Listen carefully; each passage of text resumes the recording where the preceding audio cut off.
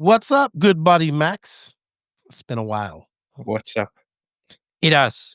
I just checked. It's almost exactly a month since it was me and you. We did one with Will. You did one Been with longer than JQ and that. Becco. Yeah, I checked. It says here 17th of April. Yeah, but we recorded Could it that way be? before that. Oh yeah, Oh yeah. yeah, Oh yeah. Been a while. This is also like we gotta have an intervention for you, bring you back to RC. yeah. Oh Yeah. no, our money went there. I said the forbidden word. You said yes? No, I said the F word. Oh well. Let's just drop that intro and we got a lot to talk about. So we're just gonna go.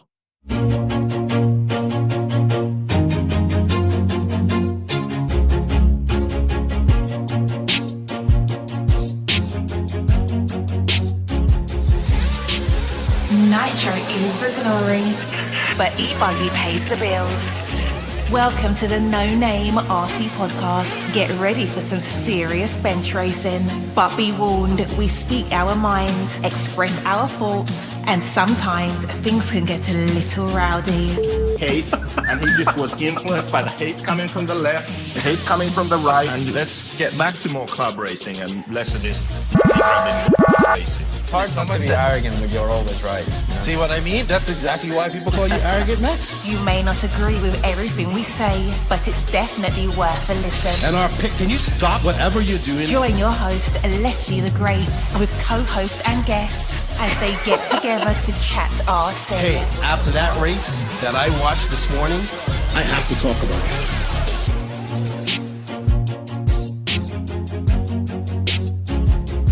Here we go. $100 right here. $100 throw. Oh no! I like this.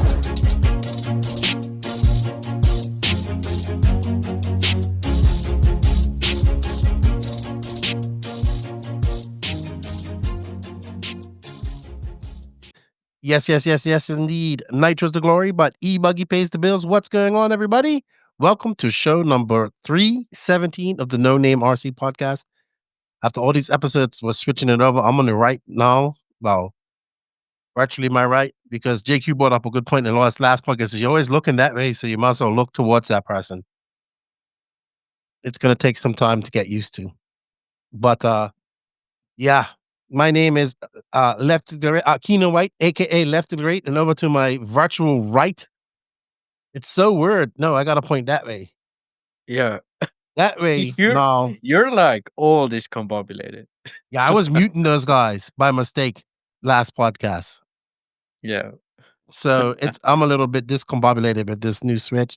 Leave it to JQ, right? To discombobulate my life. But welcome everybody back to we're recording. It's been quite a while. Let's get through all the dilly-dally before we do that. A big shout out to all of you guys around the world. A big shout out to the NNRC squad. We can't do this without you guys. Thank you for all the support. Thank you to all the patrons and YouTube members. You guys go the extra mile and help support this as well. We greatly appreciate that. Also, a big shout out to the companies that support this podcast. We have in the written description links for them. Some are coupon codes, some are affiliate links, some have nothing. Just let them know that you heard about it on the No Name RC podcast. A big shout out to J Concepts, High Tech RCD, Sidewinder Fuels, Letara Racing, Invisible Speed, ML Toys, Side Piece Racing, Elite RC Productions, RC Project, Mayako, Techno RC, Beach RC, Racecraft USA, and Clinic RC. Shout out to our drivers, David Ronnefalk, Robert Batty, Alexander Hagberg, Maddie G, Pecco, Evening, Yuna, and of course, the prophecy fulfilled, the IceMan, Mason Fuller. Oh yeah. And yeah. So we're back, Max. You did not record with me last week. It was a very good recording with JQ. If you guys haven't did it already, go check out episode 316. We did a little something different. Not every podcast is going to be like that, but when it's a really good podcast like we have with JQ, and he brought up lots of points that were good and funny, and we'll see how it all ends, because now we apparently he has some beef. But you got to go learn all about that beef on show number 316. Max, you're back. We're going to catch up with you We're gonna have an intervention for you. We're bringing you back to RC, just like you had to have for me. But before we do that, we gotta say some happy birthdays real quick. Let's see. There's been a lot of birthdays since I've been going. Brad Gack, he's awesome. He does cool stuff. Clint Clausen, legend in RC. Let's see. Matt Templeman, Chilo Ibarra. I haven't seen him for a long time. Devin Burr, Chris Vanner, Savage Sam, Corey Jordan. Happy birthday to him. I was talking to him on his birthday. So happy birthday to many people. We might have missed her. We missed JQ's birthday as well. Barkley Abernathy, Eric Hosford, Renato Tradari. Sweet. Lots of birthdays. We missed a lot. We did. I want to say a couple of shout outs before we go on any further. Shout out to my boy Llewellyn Fry, aka The Wing. Been a long time listener of the podcast from down under. Even sent me a koozie and a note that I hope I can find because a lot of things got lost in the flooding and I've been looking for it. He's doing something really cool. He's doing nitro buggies and e-buggies. He has a class that he teaches. I think these are special needs students, or not special needs, but special ed, like they have learning disabilities. So he's been using RC cars for them to learn how to assemble them, nitro and e-buggies, and then run them down there in Australia. And he's using a lot of tech. He's a techno guy, so he's using a lot of techno stuff. And he's looking for some donations. He's made a video about it. I shared it on the No Name RC podcast and my socials as well. So go check them out. Good job, Wing. Slowest Fast podcast, RC podcast. It's another podcast. It's Taylor DeLosa and a couple other guys. They're doing the out of the Northeast, doing their podcast. I like what they're doing. I've been following them. So shout out to those guys. Keep up the good work. I'll be on Wheel and Trigger next week when this drops live with them. I don't know if Brent's going to be there because I know he has a race. So I don't know if he's going to be at his race. He has 2 races. He has a race this weekend and a race the following weekend. So I don't know how that's going to work. But I'll be on that. A shout out to LCRC. They actually had a storm, lost their roof on their house that's attached to the track, and they got it back. Not got it back, but the community around there came together to put their roof on. They are not moved back in their house. They're redecorating inside. But and they're still holding races. They had a race this past weekend. 46 RC did the coverage. So shout out to all those people. If I missed you, I do apologize. Thank you, everybody that shows us some love and shows us support and rocks our stickers, rocks our swag. I am looking to do a made to order shop, I think now, Max, where basically you pay if you want to get a shirt or a hat. You just, you know how you basically get it made to order. So we're looking to do that because people want stickers, people want shirts and hats and all that stuff, and it's just not feasible to ship all that stuff out. So we're looking forward to that as well. Lots of things going on. We're back full blast. And Max, I guess we should get right into our catch up brought to you by J Concepts. Big shout out to J Concepts for all their support. I was up there with the INS. It was a good time. And we had a lot of fun up there. So big shout out to J Concepts for all their support and being our title sponsor here.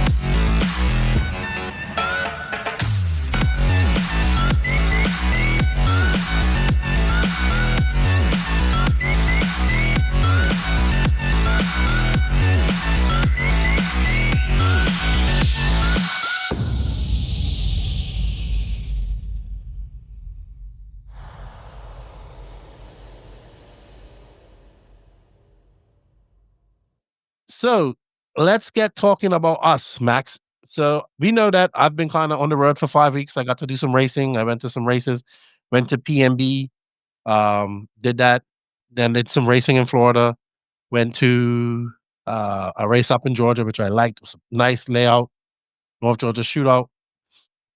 I actually did race on it. I didn't race the entire weekend, but I raced on it. It was a very good layout, by the way. I just wanted to say that Brian Burnett did a very good layout, probably one of the best I've been on. And I've been having fun as an e-truggyist, as a professional e-truggyist, starting my You career at raced? the bottom. Yes, I raced in the rookie class at the Florida RC Championships, my second appearance there in that class. And my nemesis, Brooke, beat me once again. And 2-0 now? she beats me all the time. She's fast. But it was fun. And I raced 10 scale, by the way.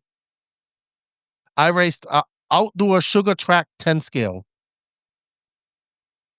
That's right. Outdoor sugar track 10 scale racing down at Newberry. I did that. I raced Patrick's, I think it's a 13.5 two-wheel drive short course truck, which is really good. Like, he's really good at that. And his truck is really good. So he bought that down. So I raced that. And Danny Paz, who's a short course master as well. He's a short course master? Oh yeah, he loves short course racing. That's what he, started with. He started putting GoPros on short course trucks. True story.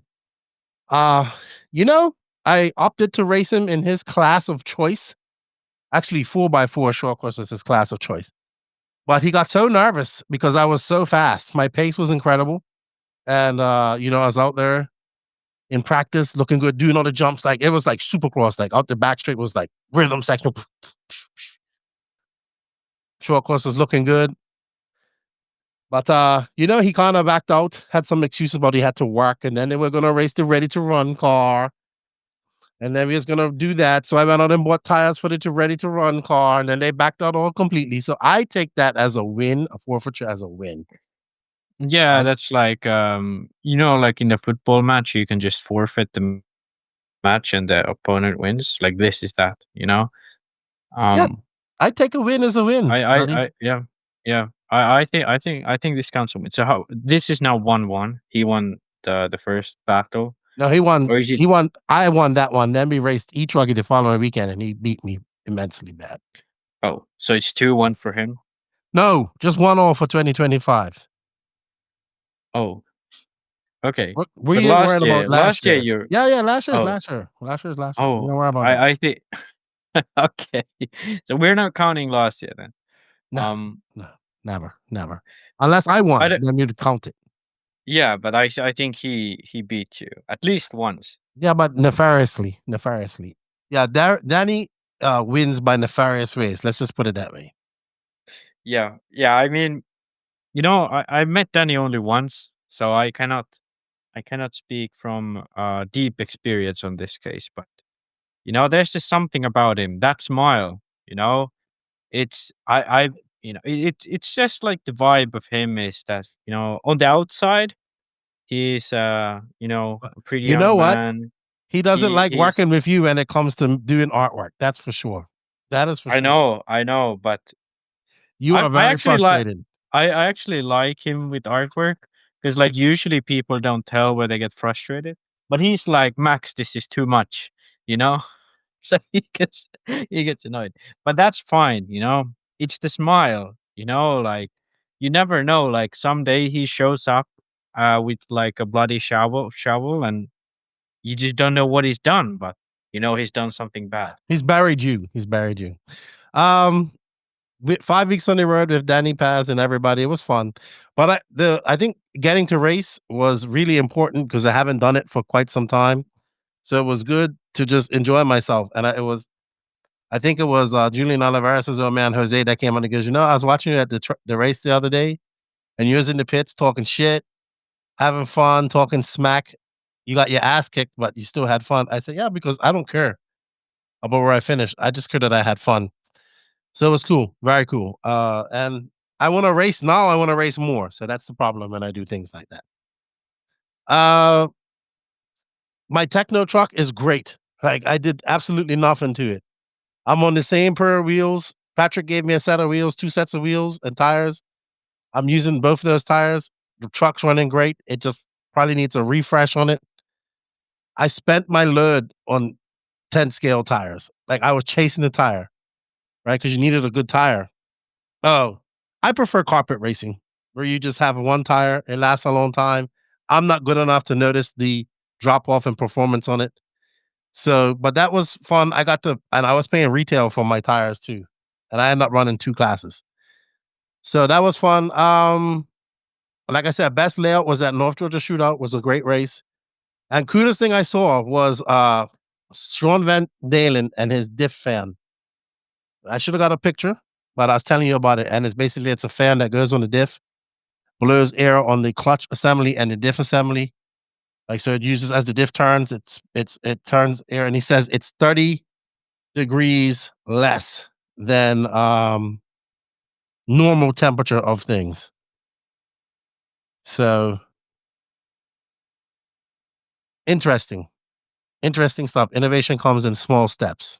You're muted, dude. You're muted. I just noticed I was muted. Yeah. So I remember at the Worlds when I saw Drake with like an electric fan.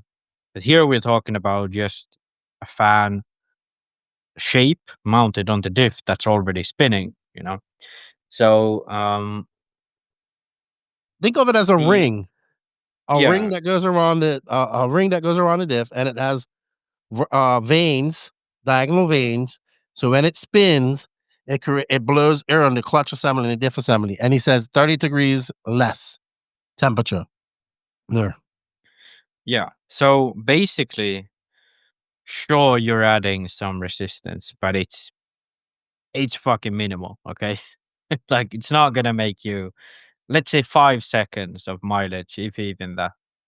But yeah, I remember at the Worlds, Drake had his, I saw his fan, electric fan, powered by the receiver battery on the motor. I think this is gonna be one of the next sort of high-tech things that's gonna happen in RC, like actively cooling stuff on the car. When you said this to me, like now just before we started recording, I was like, okay, it's interesting, but like it's a gadget. But now that I've like had a moment of thinking about this, I actually like I've been thinking about like how to do better cooling for the motor without the fucking heatsink, because that's like the dumbest way to cool anything. Just put material on it that's gonna sink the heat. Like that's just dumb, you know? Like yes, it makes sense, but it's kind of like heating your house up with a electric radiator. That's just waste energy, you know? So I think these guys are onto something. I think this is going to be a big thing in the future, active cooling in our cars.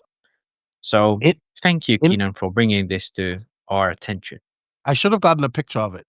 Innovation comes in ways we don't think, right? Yeah. We always scream for innovation, but who would think that a little fan like this is very innovative and keeping temperatures on things like that? And Sean Van Dalen's a smart guy. He was showing me his single arm, one disc setup for nitro vehicles, so they don't have no front and rear bias, just one brake cam, one big ring, one big disc, one brake caliper. So it's pretty cool stuff.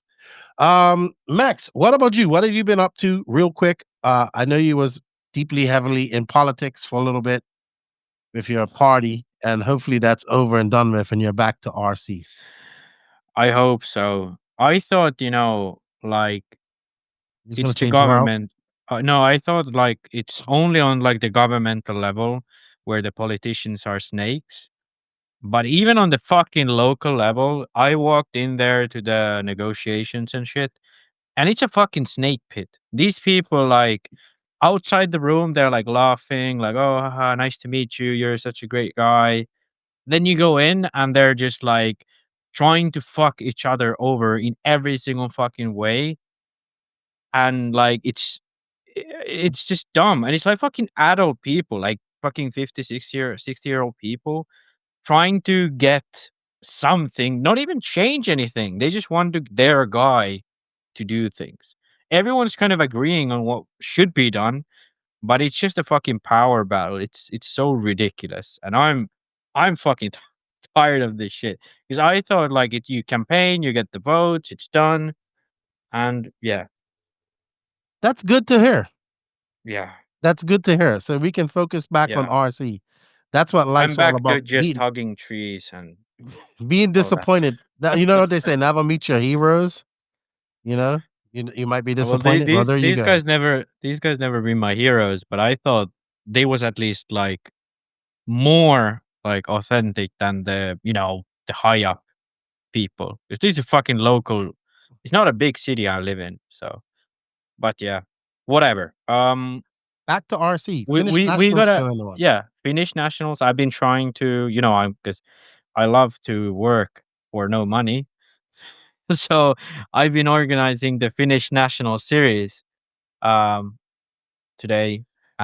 Yeah, well, I've been organizing for a few years now, but today I've been working a lot on that. Less than a month now to the first race. Haven't yet ran a day on the track. Um, car still right off the track from last year's race, but I'll try. I don't. I I think I can beat Pecco in one or two of the tracks. Most likely just one, Oh, but every because other Yuna's track not he'll there no probably beat. more. Yeah, Yuna's I not don't in know. Like, Germany. yeah, I don't think he's coming over much, if at all, this summer. So it's gonna be just me and Pekka. We have this one guy who won the Ebuggy series last summer. He beat me, but he's young, fast. Switched to Mayako for this year, so he could be good in Nitro this year as well. So I might actually have to battle with the kids, and Pekka is just a lap ahead. Who knows? There you go. But yeah, Or with JQ. You battle with I'm back JQ. in. I don't think he's gonna drive. He should. He should drive, but I don't think he needs to be a mechanic for Pecco. I don't even know if Pecco is gonna actually drive all the races. I hope he does. Maybe. We'll see. All right. Well, do you have anything to add before we go on to our topics? Um, Not really. Can we? Okay, let's do this. Because I don't know if we're gonna talk about Mason Fuller much on this podcast. Should we just talk Let's about him now? let's get 'Cause that geek out, right? Let's get yeah, it up. But before we do that, let's pay some bills, okay? The prophecy yeah, has been okay, yep, fulfilled. yep. I am the RC Oracle. Are you looking to take your ride-on car to the next level? ML Toys makes it easy with plug-and-play modifications like motors, speed and brake controls, and more. ML Toys is the one-stop shop to make your ride-on car the coolest car in the neighborhood. Thank you, ML Toys, for your support. That's right. We might as well just talk about it, right? Mason Fuller has done what we have all been waiting for, and some. 2 years now. Yeah, 2 years now at least. More than 2 years. More than 2 years. 2.5. Yeah, 2.5. 3. 3? When did he join S-Works? Oh, HB, sorry. Was it 4 years when he ago. took Really? I think he did 2 years No, on it can't HB. be. Or 1.5 years on HB. I have been Team Fuller since they won TLR, buddy. Yeah, because you're right. It's been over 3 years. That's So, right. because I remember when he won that Ebuggy race with TLR, and then he joined HB, we was like, okay, when is he gonna win his big 8-scale race? And then he was close. Was he second at Silver State? Or third at Silver State a few times, second at some of these big races. Second at nationals. Lots of Yeah, seconds. that Lots too. lots of seconds, lots of thirds, lots of top fives, lots of heartache, lots of flame outs, all that type of stuff. But finally, the prophecy has been fulfilled. Danny now calls me the RC Oracle. Yeah. And I'm not gonna lie, as I drove, he was driving on the road from North Georgia Shootout to Florida. And Roach goes in our chat, one of our chats, he goes, "Oh, your man just swept everything at Silver State." I just smiled. Yeah. Because I didn't care about any of the other races. All I cared about was Nitro.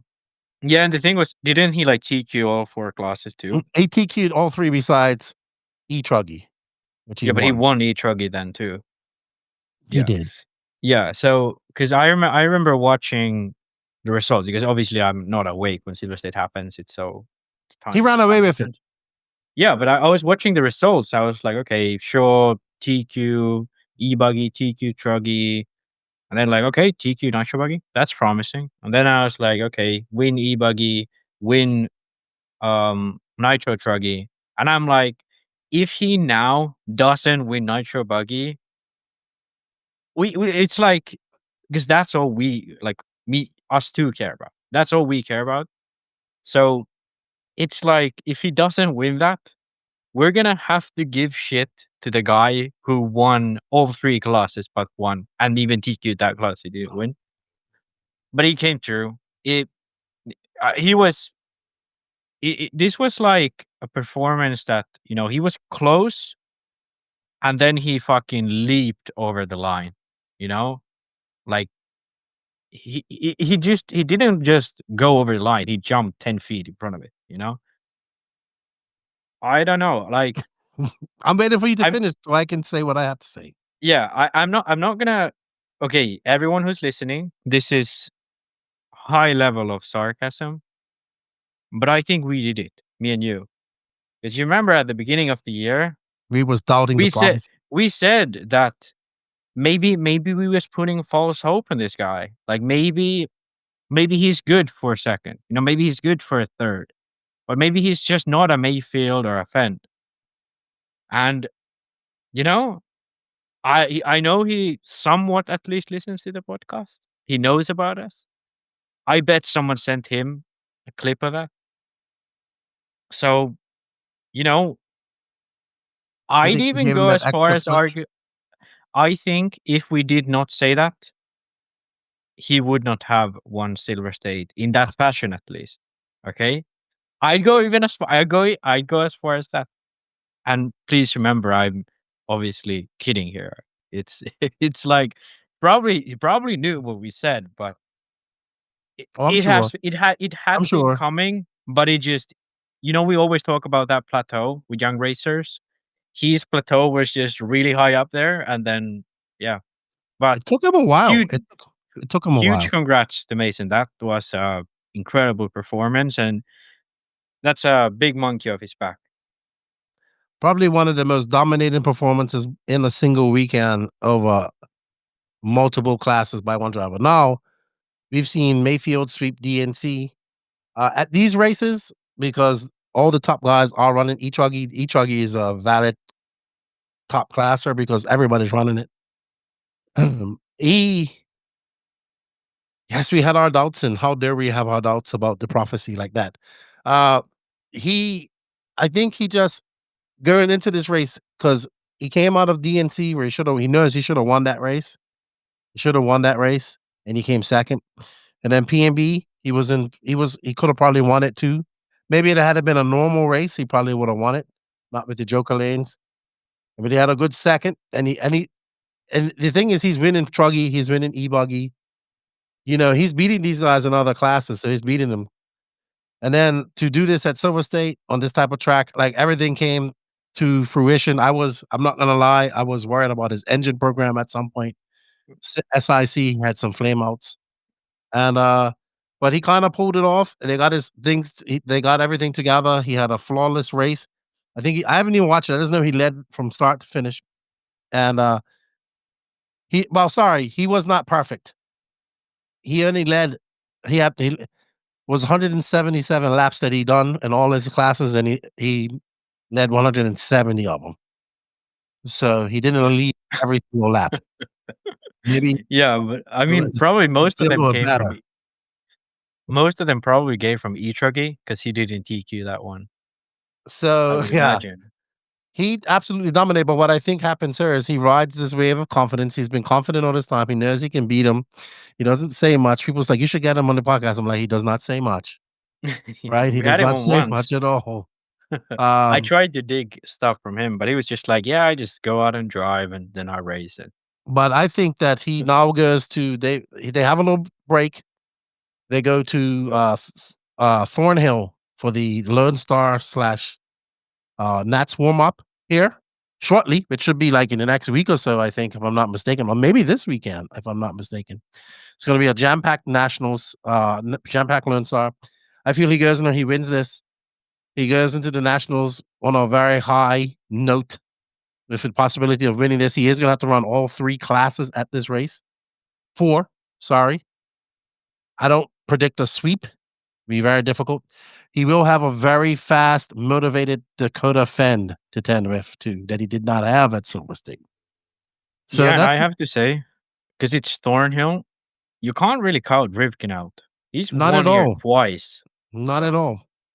Not at all. So it's going to be interesting. I think he has that confidence built to where we was hoping that maybe when Rose won at SIC, he would ride some confidence.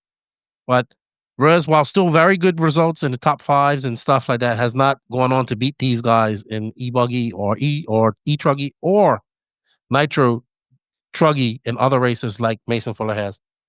So I think all their hard work came together. Jake, you try to piss in his cornflakes on the last podcast, like, did the independent media cover it? Does anybody know? I'm like, of course people know, Jake. You don't try to, don't try to make a point off somebody else's victory. You wouldn't want somebody to do that. But I think this now opens up the floodgates. He'll do well.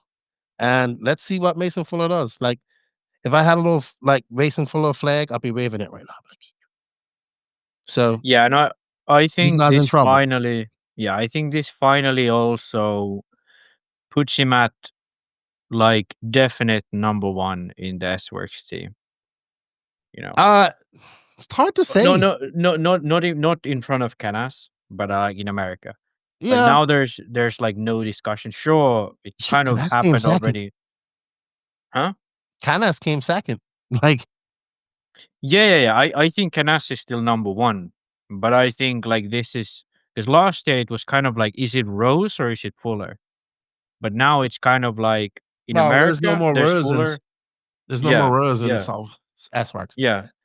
So it's like Fuller's in America, Canas is in Europe, and then you might have someone step in once in a while. That's kind of what I think the vibe will be within the S-Works team. And I just think like this was a big result, not only because of like it's a dominating win, but like what time it comes, because he's made the world's A main now.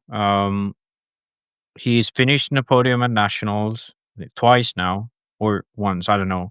Either way, and he's had some good results, but he's not yet like a Phend or a Mayfield level driver who you can just say, hey, pay me $5,000 a month and I'll come drive your car, which they could, like they could do that, both Phend and Mayfield. But yeah, I think Fuller, this is kind of a step that okay, now can be considered in that category. So absolutely. huge And you know what? congrats to him, and yeah. It was a great weekend for S-Works. Like they dominated in truck, and that's where I thought Techno would be the best. Best Techno driver, Joao Figueiredo in the 8-scale buggy final. Who would have thought? Yeah, that was I didn't. I have to say I didn't follow Silver Me State neither. that much. I followed just kind of what results came out, but considering like this has usually been quite of a strong techno race, it was surprisingly quiet this time around. Could it be that they focused more on the tracks like DNC? Maybe, I don't know, but This is very similar to DNC. Very similar. yeah, it should be, but it was interesting. I see, because it was clear just looking at the results that S-Works was working. Like Barrier made the final with the truck. Never drives truck. S-Works truck shouldn't be that good, to be honest. Like it hasn't been before compared to like a Techno or something.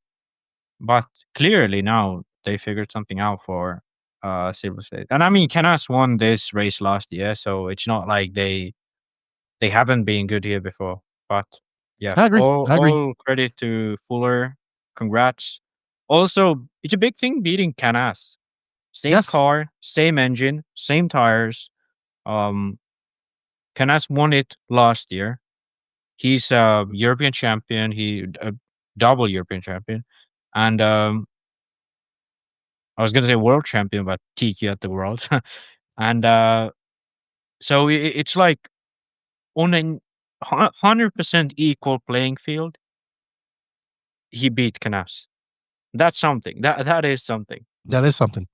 He built the number one driver in S-Works at that point at a race that he won the year before. Big point. Another big point that came out of her was little bump, third. But he always does well at this Yeah. race. So He interesting. does, yeah. Interesting. I mean, it's not like we can take anything away from it. It's still a third at Silver State. Absolutely. Absolutely. And I think it's like Little Bump, he's kind of when he joined Kyosho, it was like if he makes the main, like he usually makes the main, but then he usually is at the bottom of the main. That was when he joined Kyosho, except for that incredible run at Silver State a few years ago when Barufalo won. But when he joined Kyosho, that was kind of his position, like in the main, but near the bottom. But last 12 months or so, it's been different. It's been very different. Like Worlds, he was really close to making the main. I think he was like second best or third best American after qualifiers. Nationals podium, Silver State now third. He's also like these two, Fuller and Fee. They're onto something. They're onto something. I would agree. I would agree. You know what else I learned? Fun fact. Barufalo's family used to, or are the Fiorani people. They made Fiorani. Didn't know that. Found that out this Me past neither. week. Did not Yeah, know me that. neither. But that's Fun fact. interesting.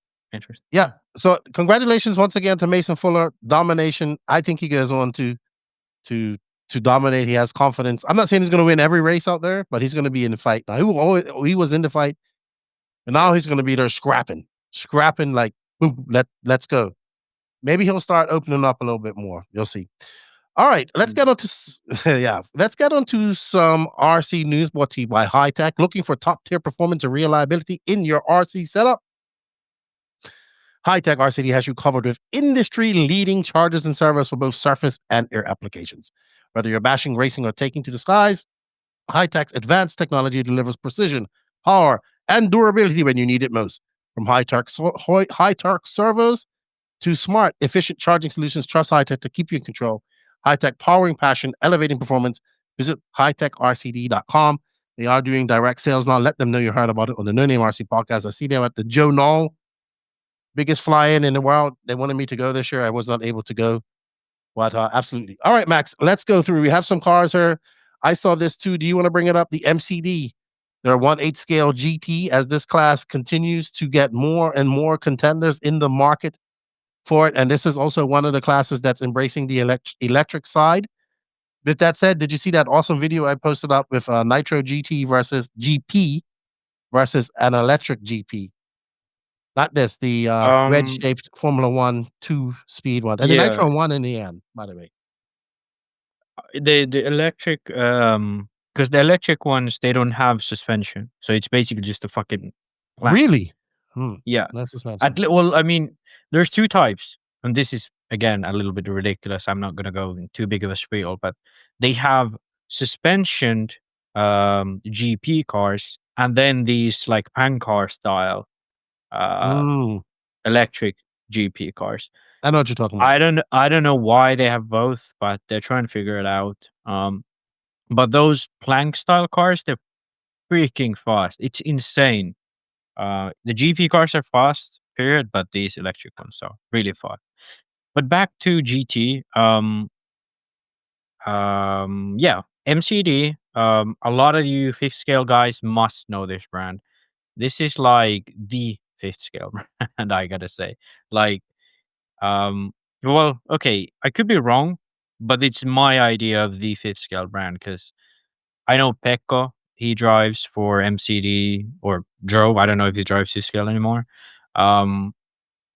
They've always been sort of like real big innovators. They have these suspension, all that stuff. And they've moved on to GT. So this is like really close actually to fifth scale because it's all aluminium. And it's not fifth scale, but it's what it's closest to fifth scale as you can get. There's not really much that interesting about the car. I just kind of wanted to point that out because they've been teasing it for a while. They've been solely fifth scale brand for as long as I know. And yeah, it looks like any.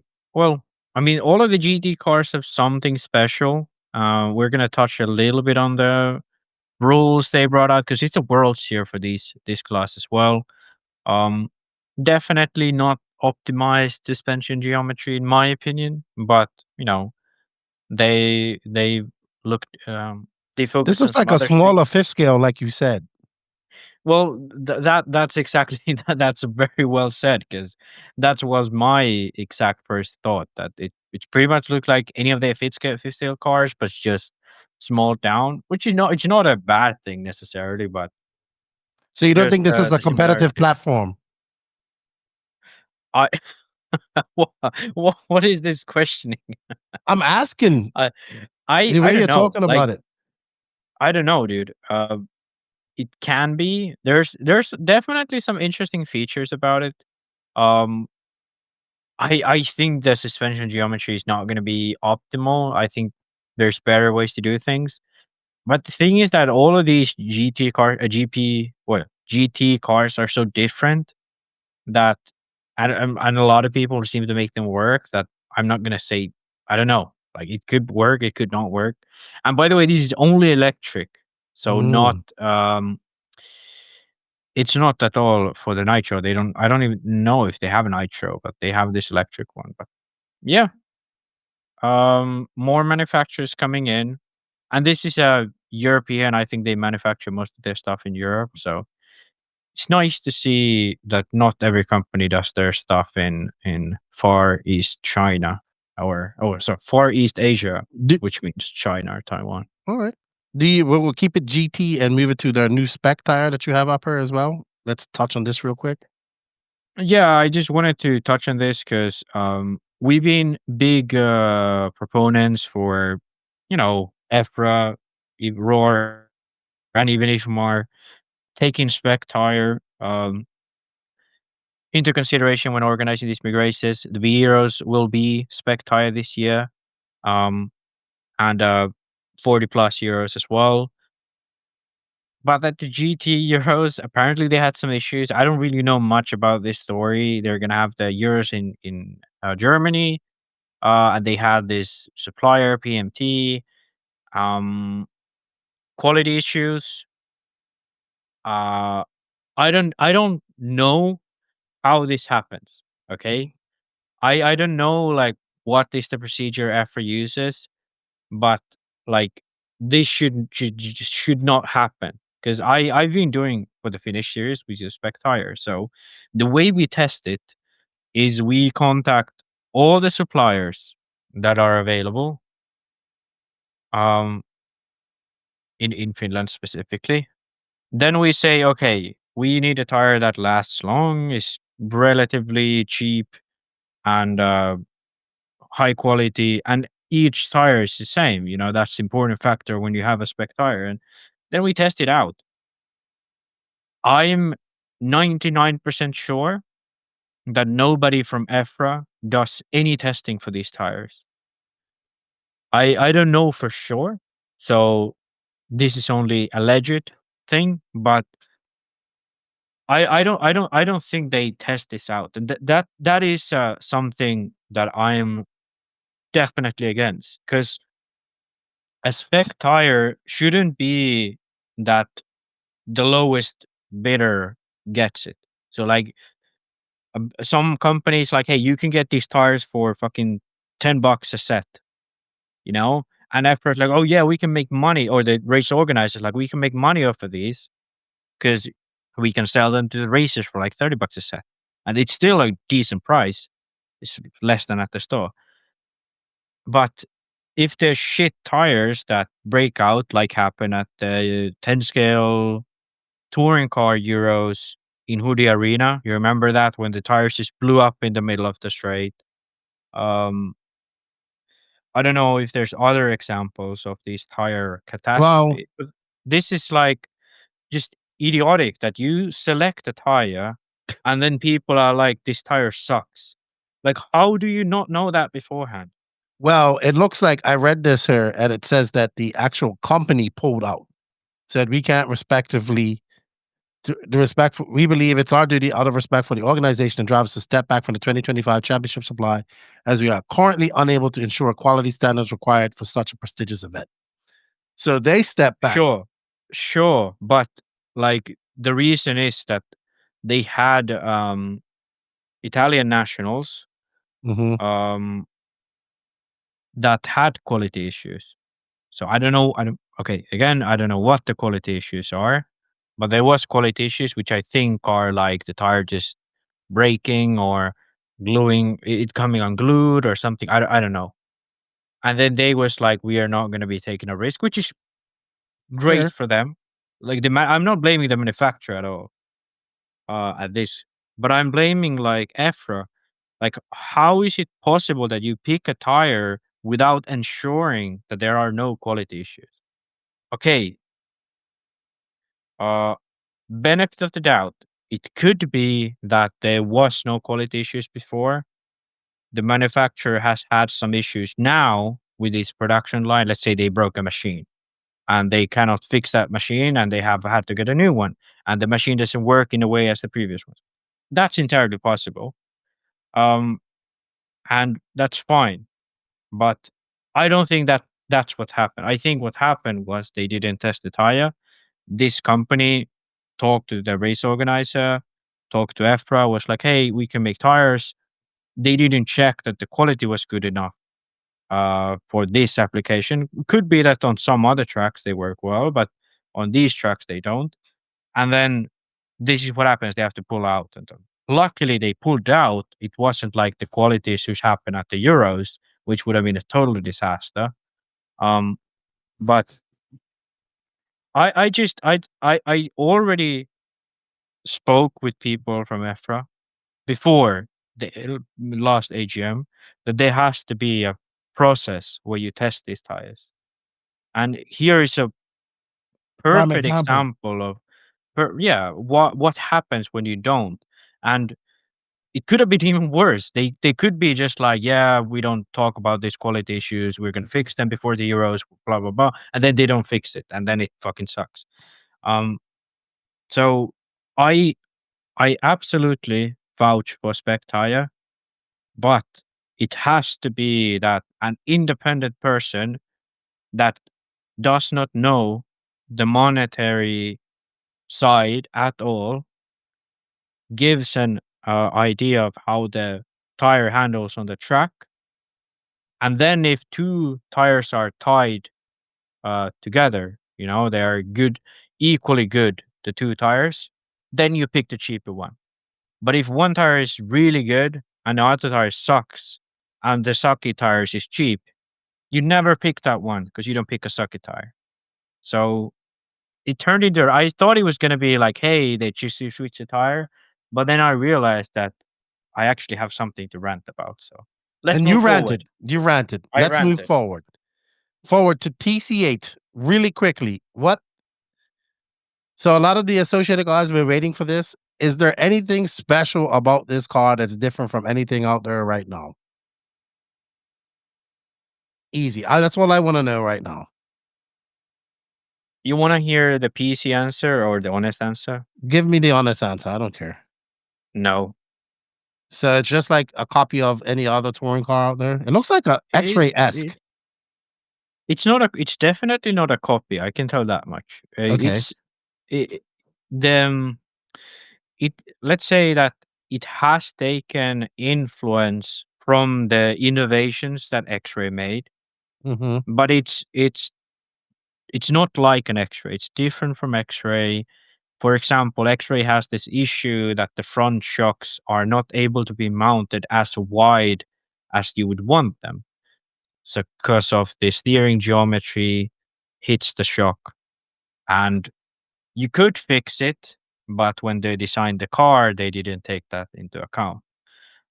Associated has taken that into account, and the shocks are mounted out more outwards in the front. Rear end is, to my eyes, just like any other platform. Mid motor, equal length belts. Two things that I think are bad is they have plastic arms without any carbon insets. It's too soft. Another one, if I remember correctly, let me double check. The drive shafts, yes, the drive shafts don't have bearings on them. So when usually touring cars, because they're very intricate, the drive shafts have bearings before they go to the outdrives.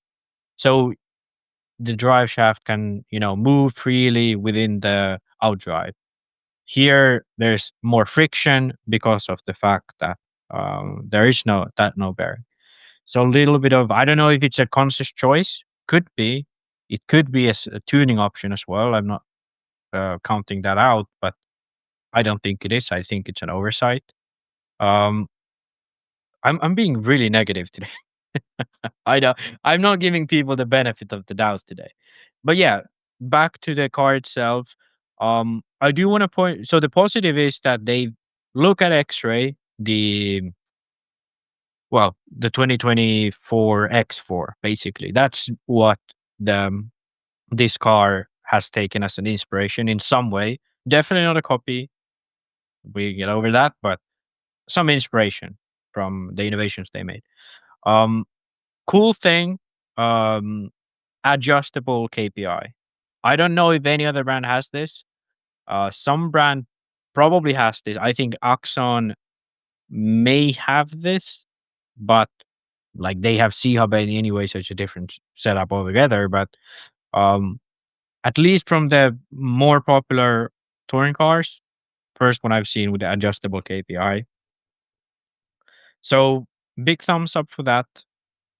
Other than that, I don't see anything too cool or innovative on this one, which is fine. Like there's so many cars out the market that these things are bound to look similar at some point. But I think the big news about this is like AE is back to on road. I don't think they have any driver, but at least they're back on the market. So I mean, yeah, I was about to say, who's gonna drive this competitively for them to compete against some of the best in the world?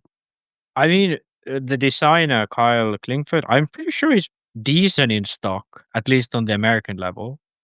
He's not like top of the world, but he's like pretty good. Like at least in America, he can finish. I don't know. I'm not gonna say anything because I don't know for sure, but I've understood that he's pretty decent. Um, I don't think they're gonna be signing anyone, Mhm. and so I think this is just like a way to make a little bit of money. They do have fast drivers that are still interested in on road. So maybe for those guys, they kind of do well on a club level. And yeah, like for example, in Finland, there's a really good dealer for Associated. Pretty much everyone at that club drives Associated or Schumacher for that matter, because they sell Gotcha. both. But they're bound to sell a few touring cars. So I think that's all what they want from this. Okay. Okay, let's move to the more interesting stuff. Let me actually bring up the TLR so I can zoom in. Bring up the TLR, Necessary. and let's keep this to a watermelon seed capacity. Watermelon seed capacity. Yes. I think that's Hunter King's car, who did make the finals in stock this past weekend. Yeah, I wrote a No, that's note. not Hunter King's car. He doesn't run Trinity. Yeah, I don't know who this is. Either way, TLR finally released a new two-wheel buggy just when all of their pro guys. Maybe it was that they just needed to get rid of their team so they have money to make a new car. I don't know. Phend was driving this thing at the late parts of last year with pretty good results. I think he won at. No, did he win? I can't remember, but he did pretty Where do you well. think He he win? wasn't. He didn't win at The Carpet Champs, and he didn't win at Beach RC, if I remember correctly. Yeah, so then he didn't win. But either way, he did okay. So it wasn't like it was bad at all. Um so first impressions, we already talked about this car back then, like the first impressions. Rear shock tower in front of the rear shocks but still in front of the arm. So the rear shock tower is like really far forwards. Front shock tower, TLR has been one of those cars with the shocks in front of the tower. Now the tower is in front of the shocks. So they like to move the shocks behind the tower. And to be honest, I think this is smart because of the fact that, have you seen those freaking carpet protections on these cars? Like a Schumacher had that carpet protection thing on over the shocks. That thing was ugly as hell. So I'd much rather take this than that. So as a designer, I would probably keep that in mind. So good job for TLR for this one. Um, yeah. So shock towers look different. Obviously, everything is pretty much new. Biggest differences in geometry, at least to what I initially see, is that they do have longer arms. They have extended the arms a bit. Okay, that's by looking at the eye. I haven't measured. Um, Interesting. Like the most interesting thing about this car, I gotta kind of bring this down again, is that you can actually tune the front end geometry. So you can see here. Here's the. Is this now the? Yeah, this is the carpet, I guess. Edition. So you have a higher offset here with the kingpin brought in, and then you have a lower offset with the kingpin brought out. So I don't know. Okay, I gotta be honest. I don't know why you need two knuckles, but let's get that out of the way. The interesting part is that you have two offsets on the hub.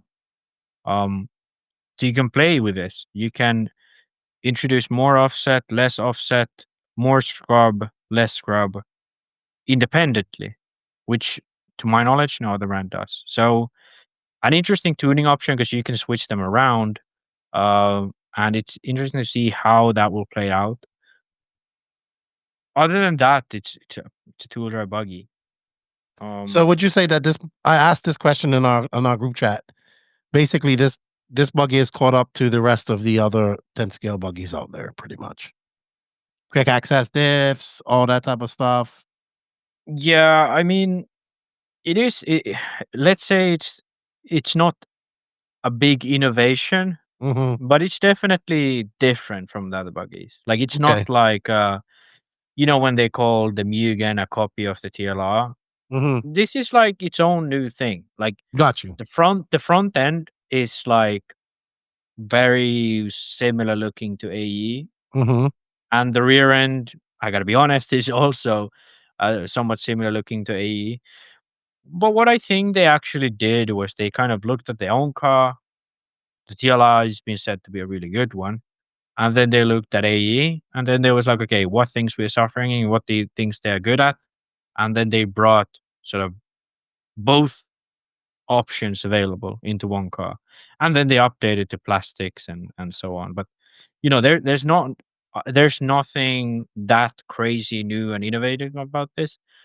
But it's a modern car, which I think will handle well and will sell decently at the very least.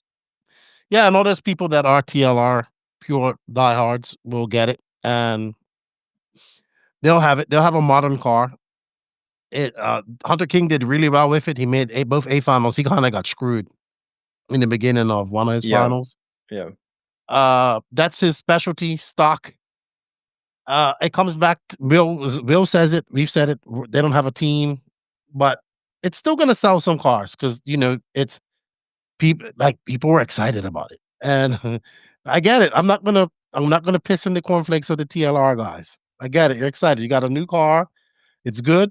Hopefully we'll see some on the tracks.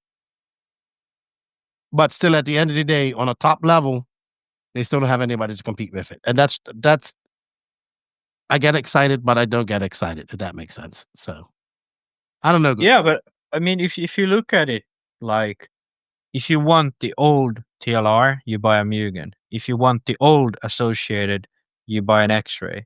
If you want the new Associated, you buy an Associated.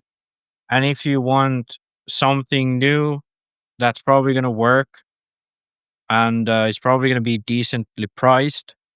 And well, parts availability has been a question, so scrap that idea. But um, I think TLR, when you look at objectively the market without this team perspective, it's not a bad buy. I would consider it, like if I was just like objectively trying to buy a car without considering like that Horizon might have parts shortages. um, We're gonna go to commercial because you're starting to sound like a Horizon corporate shill. Techno RC. Techno RC is a championship-winning manufacturer of high-performance 8-scale, 10-scale, nitro, and electric RC buggies and trucks. With a worldwide dealer network, USA and Europe-based headquarters, comprehensive warranty program, and global race support, Techno RC is excellence in RC. View the full lineup of Techno RC race-proven vehicles by visiting www.technorc.com. Thank you, Techno RC, for all your support. Congratulations to all the TLR guys. You have a new car and a new truck coming. Max, pull up the Hong Nor link real quick so we can talk about that. I'm going to talk about Ronnefalk and Jaden Edmunds both joining HOTRACE. Not surprised. I know that Nicola has wanted Ronnefalk to join HOTRACE for quite some time. My question would be, no offense to Ronnefalk, when I remember when he was going to go Matrix, like it was either HOTRACE or Matrix. Does Ronnefalk still carry that same monetary value that he was probably going to get at that point? No, I don't think so. Not right now. But no, definitely not. Yeah. Yeah, because he was much at a different level in his career at that point.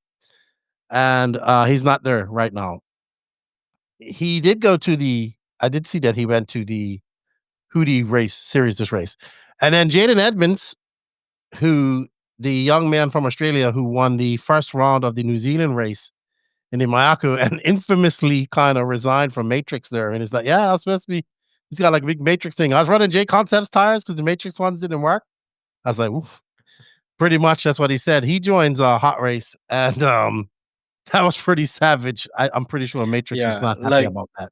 Yeah, I think that was crazy that because no, he's not getting paid at all for Matrix. You know, he's a young up and comer from Australia, so Matrix doesn't give a shit. You know, like that's how it is. You know, Did he get in trouble though? He did. I think he got in trouble for saying that. Yeah. They said that that the owner's brother lives in America and is a lawyer. No, he didn't do that one to him, but they were like, I don't know the full extent, but I know he got told off. But he was like, I don't care. Yeah, but I think that's such a baller moment that you're like, okay, let me try these tires. I'm gonna be running them for this year. And then you're just like that, this thing isn't working out. You switch and you actually win. You know, not like Testman who switched to J Concepts and still sucked at Neo, or like who else have done it? Bayer's done it multiple times, or XRAY's kind of been without the sponsor. But anyway, like actually making good of switching the tires, and then you're like, yeah, I ran the Matrix tires, but they just suck. Also, then switching brand. I'd say also I didn't even recognize this, but Ronnefalk taking a tire deal, right? When he went off tires, now he's back taking a tire deal. So it's weird, definitely weird. I don't know. Well, let me. Oh shit! Do you have a theory about this too? Can we keep it to like no, 25, I don't have 30 seconds? This is actually very simple. It's about money. You know, he was at the high point of his career, winning the Euros, coming just a few minutes from the end of leading a world championship to winning, with no tire sponsor. Okay, and then comes a company, offers him like a ridiculous amount of money for tire sponsorship. You know, like a significant pay raise just to run the tires. You know, and more than the fucking reigning world champion too. You know, like, from what I know, he was getting paid significantly more I heard the same than Ongaro at Matrix. So if I was him, would I take the money? Probably. Like the amount of money he got from Matrix at that time, it was fucking ridiculous for a tire deal. But then again, like sacrificing everything for that, you ruined everything. Well, I'm not saying that, but everything at Mayako went to shit after you switched the tires, and definitely not a good year at XRAY. Like it was okay, but definitely not like Ronnefalk's the best A skill driver in the world. Like, no, he's not anymore. And then you kind of come back, probably gets decent amount of money from HOTRACE still, but not a lot. And this whole thing about, oh, we don't take tire sponsors at XRAY and blah blah blah blah blah.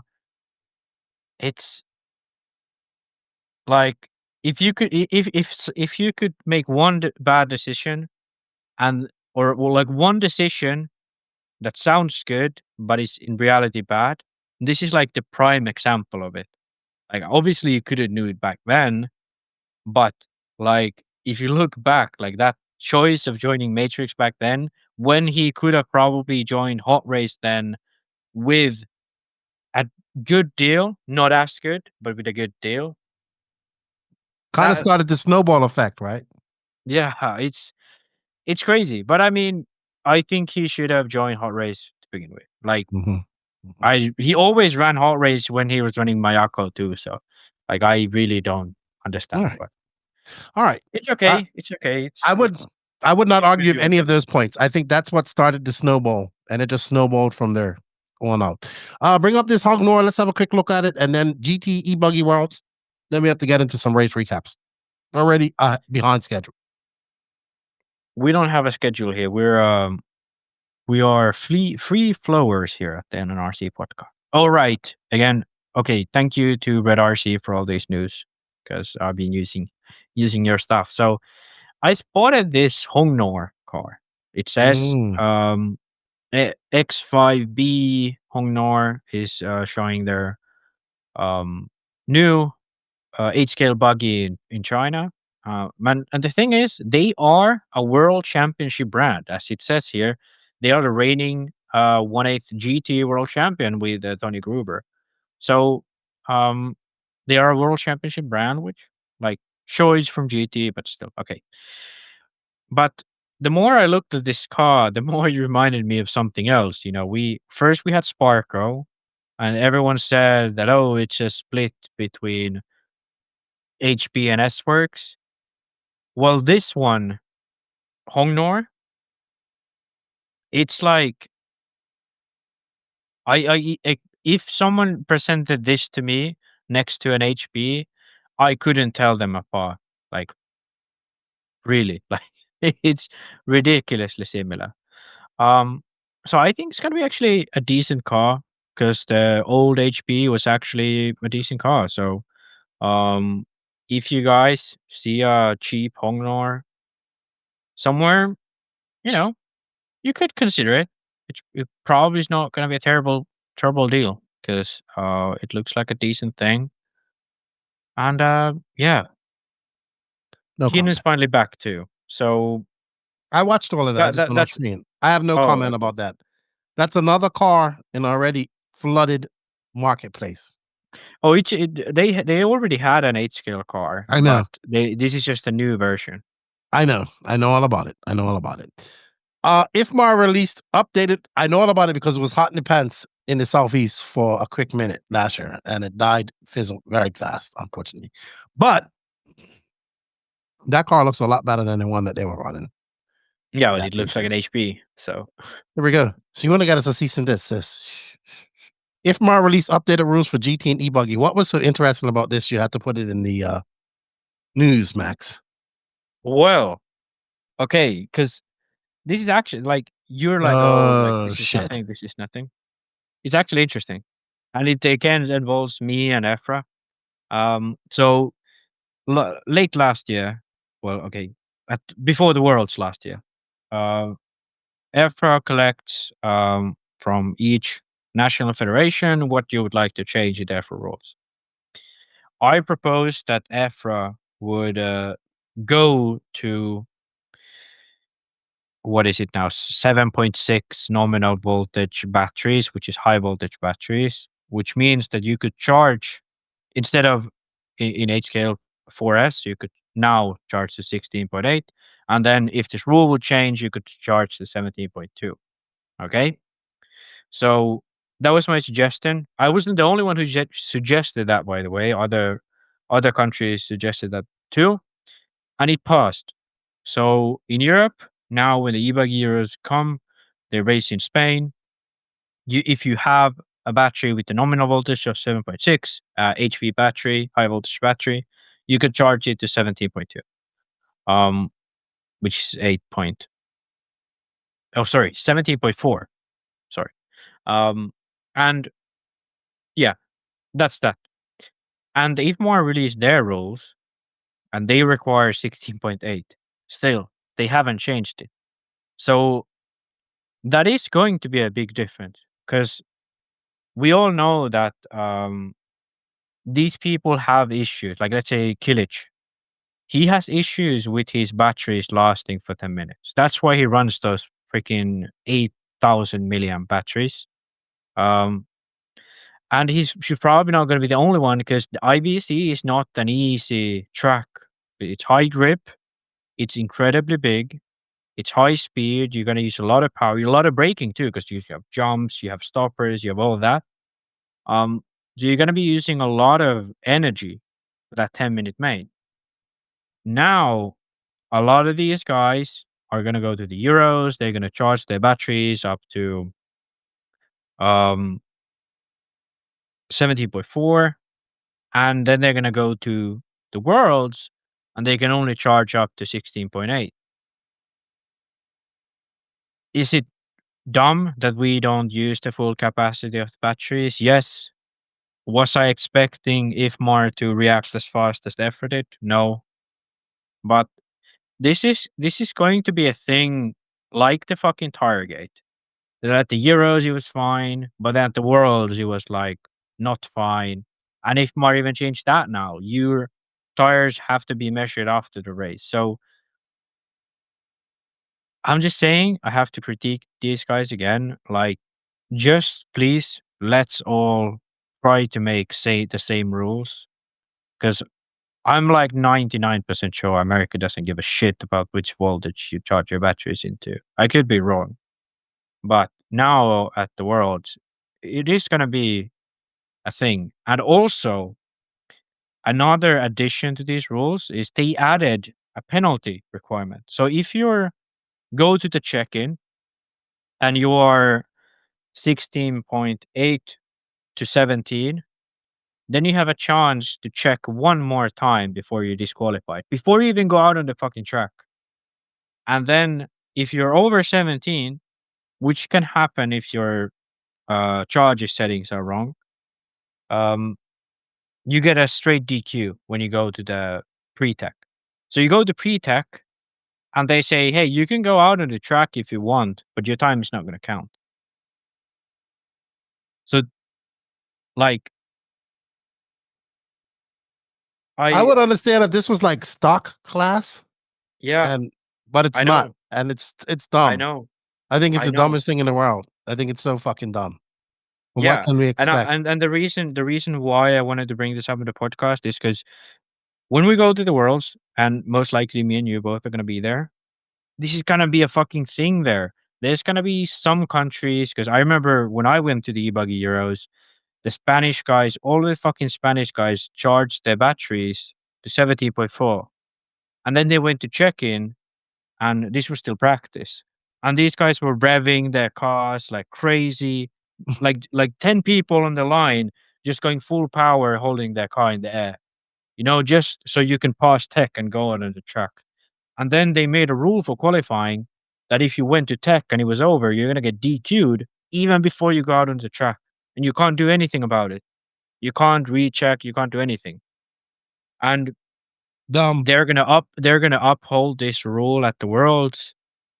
There's like 5 different fucking sections just for this, when all they needed to do was to increase the charging limit to the high voltage which the batteries can take safely, incredibly safely at that. And Yeah, and on top of this, we're gonna have people probably struggling with mileage here, overheating as well, of Mhm. course, but And mileage. that little bit of voltage isn't going to make a fucking difference at all. At all. Yeah, it's not gonna make a difference in terms of power. A But little in bit, yes, but but in in terms of mile time, the it will. mileage, yeah, Yes, of course. yeah, because the thing is that the voltage tells that if the battery is full or not. Okay, so if the voltage is the highest, the battery is full. So if you have a 6,000 milliamp battery and you charge it, and it's a high voltage battery, and you charge it to 16.8, it's gonna drop down to like 5.5 or something. So you're gonna actually lose some of that mileage. And also because you have more voltage, you can drop the power of your speed control and stuff down. So you use less power as well because you drop the timing, you have less losses, less heating, all of that stuff. So I don't know. It would have been so much smarter just to go to 17.4, and now they stayed at 16.8 and added these all fucking dumb rules on top of it.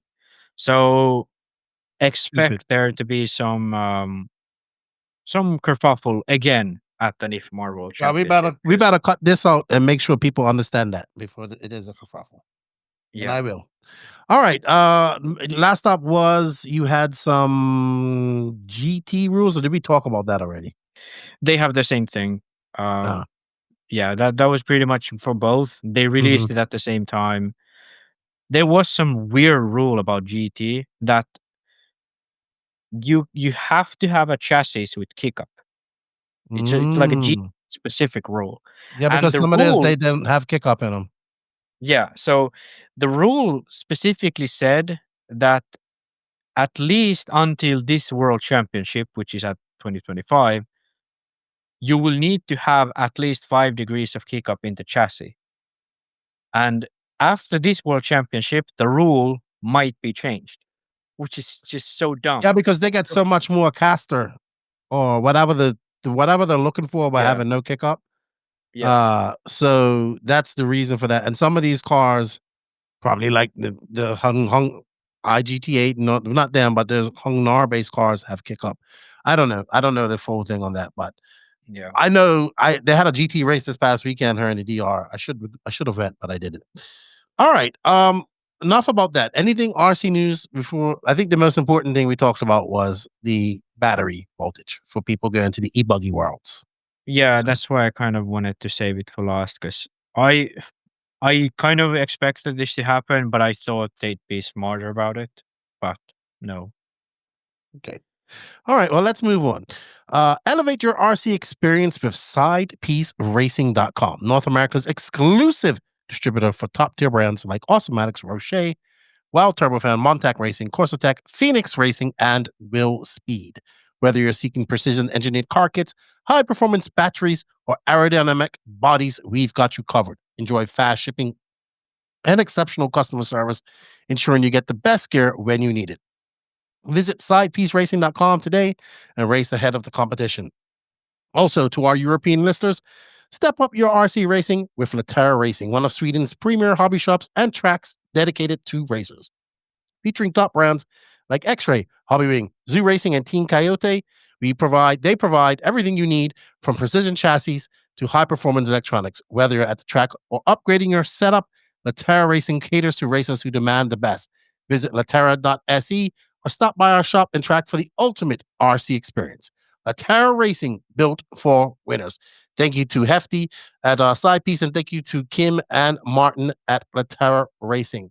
All right, let's get right into it. The International Buggy Challenge happened this past weekend at in Barcelona, Portugal, at the Buggy Arena, May 16th to 18th.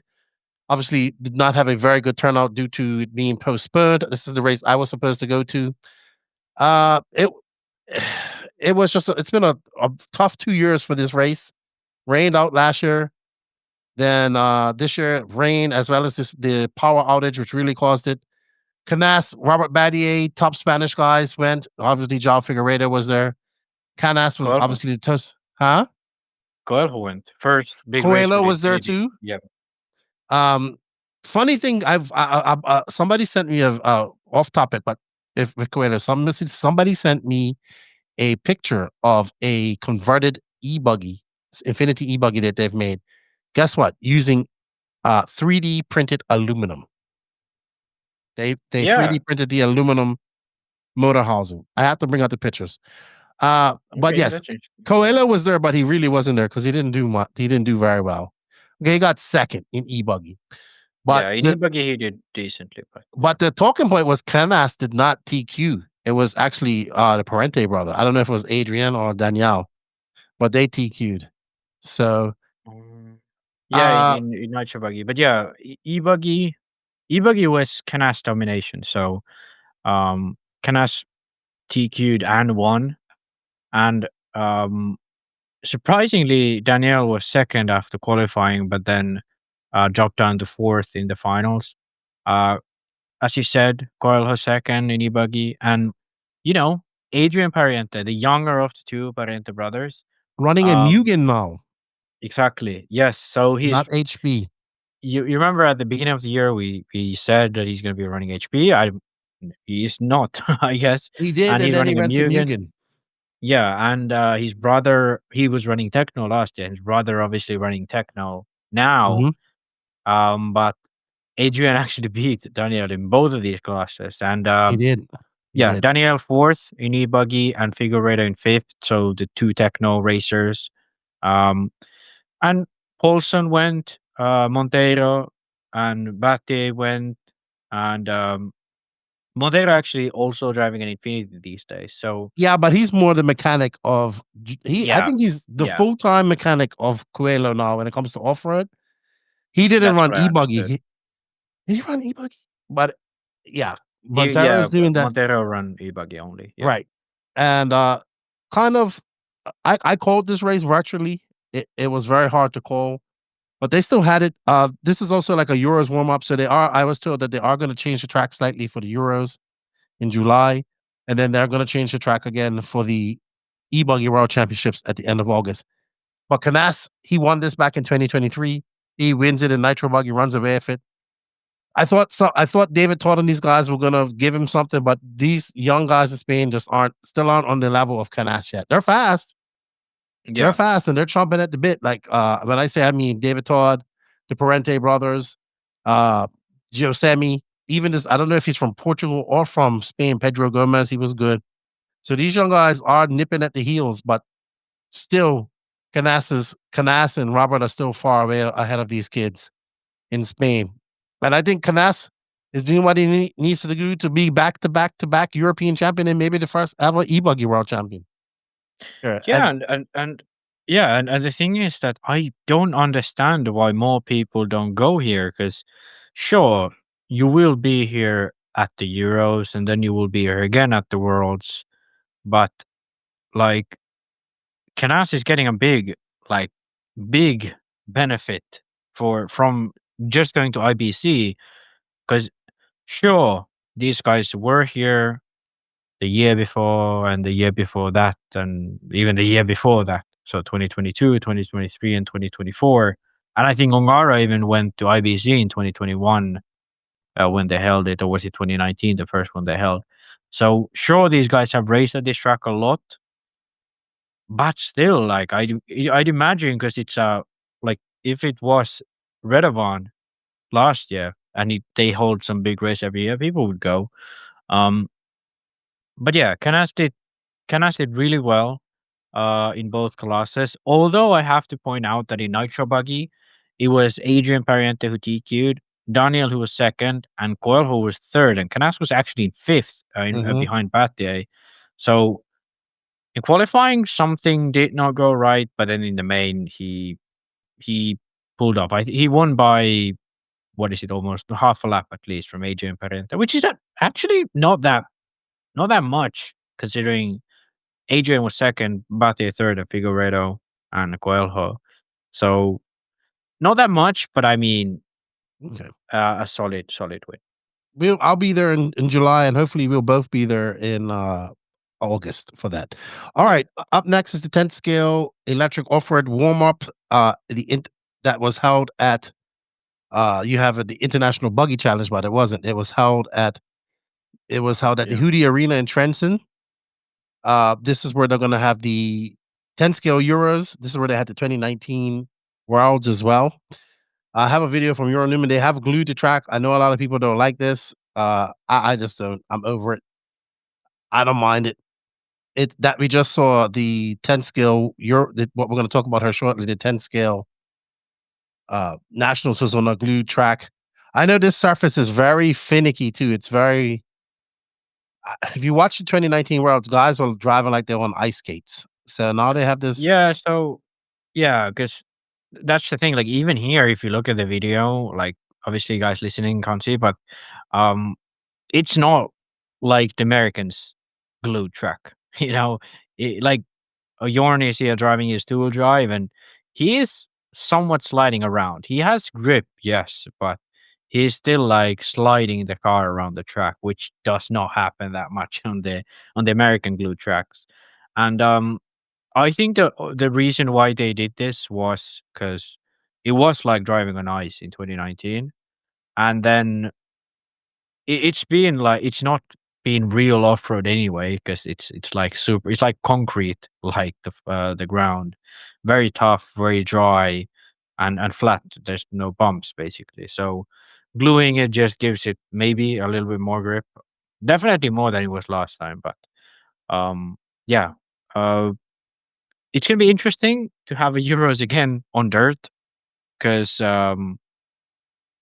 there's been, I think the last one was actually. It must have been 2019 because in 2021 they didn't have Worlds. 2022 or Euros. 2022 they had one in UK. 2023 in the Netherlands, and 2024 on carpet. So it's been 6 years since the last dirt Euros with 10 scale on road off road. Okay. Well, I see that Ronnefalk won two-wheel drive, Hotnen, Orlowski, and then we have Bayer, Orlowski, and Zaleski. So it's going to be interesting. It's going to be a good Euros there. I think Hootie Arena is a beautiful. I've only seen pictures of it, but it's a beautiful place, and they do a good job of hosting great races. All righty. I think we should get right into our main topic, which is the 10 scale Nats, which we're going to go over briefly, which was a good 10 scale nationals. And I have something to say as soon as we drop this from JQ. Stop scrolling, you wanna be Lewis Hamilton. Learn something new with invisible speed. You can't do everything at 100% maximum speed. You have to be smooth. I mean, when you drive a real car, if you drive a real car, how do you just, when you get to a 90-degree corner to turn into the parking lot, do you go like that with the steering wheel? Do you like slam on the throttle and the brake? No, you probably turn the wheel smooth and get on the throttle smooth. Same thing with an RC car. If you want to learn more and make your speed visible, stop scrolling. Stop scrolling. That's right. Check out more Invisible Speed in the links in the written description of this podcast. All right, so we had the Raw 10 scale Dirt Off-Road Nationals take place this past weekend at the Hoosier Hobbyplex. They're in Indiana, New Albany, Indiana. I have visited this facility. I have not been to a race here yet. This is a glue track. Now, this is a glue track where they actually sprayed on layers of glue in between like at night and all that stuff. They keep it very high traction, unlike what we just saw there.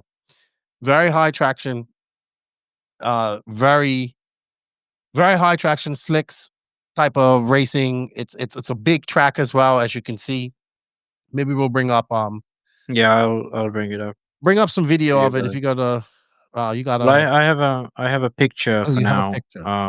But yeah. So as you can see, it's shining from the glue. It's like I don't know what you would describe it, but it's a glue track, weird. man. It's a glue track when it's fresh and at that point it's at its very most tackiest. So it's just super high grip, right? Especially with those slicks, where all that rubber contact patch hitting the ground. Yeah. It's super high grip, in my opinion. So who's just holding it? We have these guys coming off a first. Some of these guys coming off a first battle from the INS race. Some of the races opting not to go to INS were Rinderneck, Champlin, and Rivkin. And the other guys kind of did. And there was a lot of stock guys that didn't go. It was only 2 weeks apart. So they head over here to this race. I'm going to say this right now. After going to these couple of INS races and following the 10 scale world pretty good for the last year or so, this is probably the most.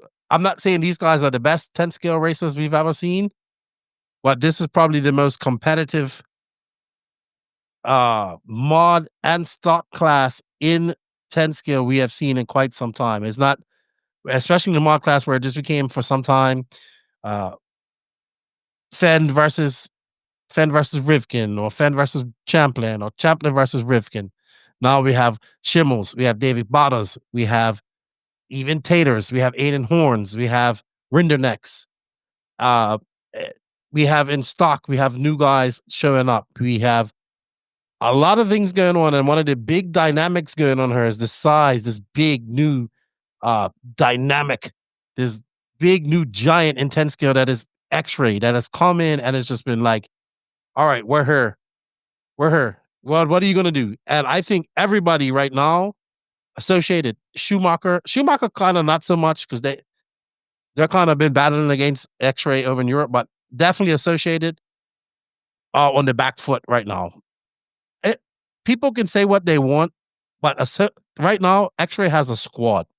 Like when it comes to 10 scale, they have a big squad. Basically, everybody from TLR. They have a huge squad, and all these guys seem to be coming together. And I think XRAY, I said this at INS, XRAY does everything necessary for XRAY as a team to have a good result. And once again, they have a great fucking result.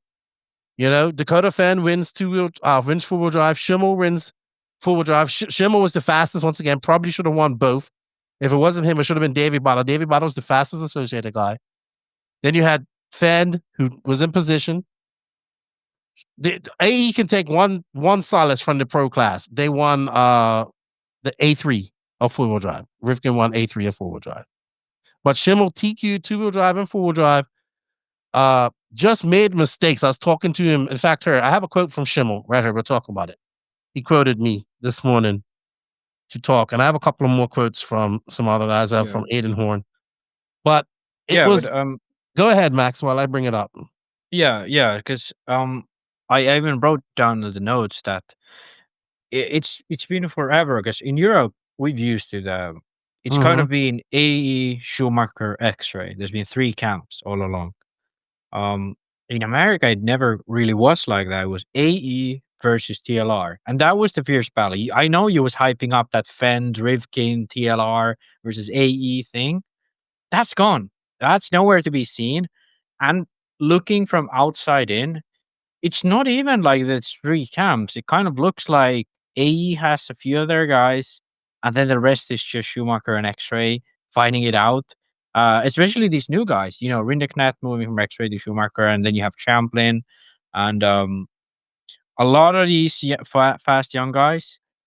And it's crazy how it's shifted in just like 1 year, like 1 or 2 years, like how much it's shifted. Look, and it shows in the results as well. If you look at fucking INS, Schimmel was the fastest fucking guy there, and the second fastest guy was Davey Bottas. And these are 2 guys who just came up from stock, 2 guys who I had questioned. Yeah. You know, I was questioning Schimmel. I've apologized since then. I questioned Bottas, but now they're turning into 2 of the fastest guys out there. Are they going to be the best 10 scale guys? That's up to them, what their legend status will be. They're racing against legends right now, and they're doing well, and they're fucking not scared of them. Can I go on a small tangent? I promise it's going to be very small. Go on your small tangent, because then I want to read some of the quotes that I have here about statements. Go ahead. Yeah. Go ahead. So, 1 minute.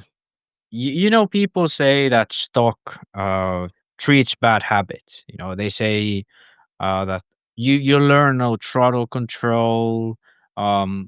It's all hop ups and pink pinions, and there's no sense in it. If like you get into a better racer if you just race mod and blah blah blah. But in America, there's kind of, if you look at from 2005 to 2020, when stock really was, it was a thing, but it wasn't like Pink Pinion, fucking dyno motors and whatnot type of thing. You had Cavalieri, Mayfield, and then you had Tebow. And those were the three guys for all of that time until Rivkin and Phend came into the picture. And that was American 10 scale pretty much. Like, sure, you had Evans and these guys were good. But now, let's say stock established itself in before the pandemic. So that's when it was established. And then after the pandemic, it's become like a real thing that makes money for these companies. Schimmel, Bada, a lot of these guys in the top 10, let me just go through it. Like, David Rineknet, he's from stock. So Bada, Rineknet, Schimmel, all of these basically new names that are here on this list, except maybe for Horne, came from stock. And if you look at Lemieux too. Yeah, Lemieux came from stock. If you look at, like, you know, Tollard and Sontag, they are those guys who came from mod. Like, they never really raced stock. Sontag was stock for the longest while. So did Tollard. All these guys came from stock, dude. That's what I'm trying to tell you. Like, stock is so fucking competitive, and it's back there. Okay, so it's so back basically, to being competitive. Yeah, I mean, if we count in Sontag and Tollard as stock guys, then it's like half of the field are like drivers that came up from stock.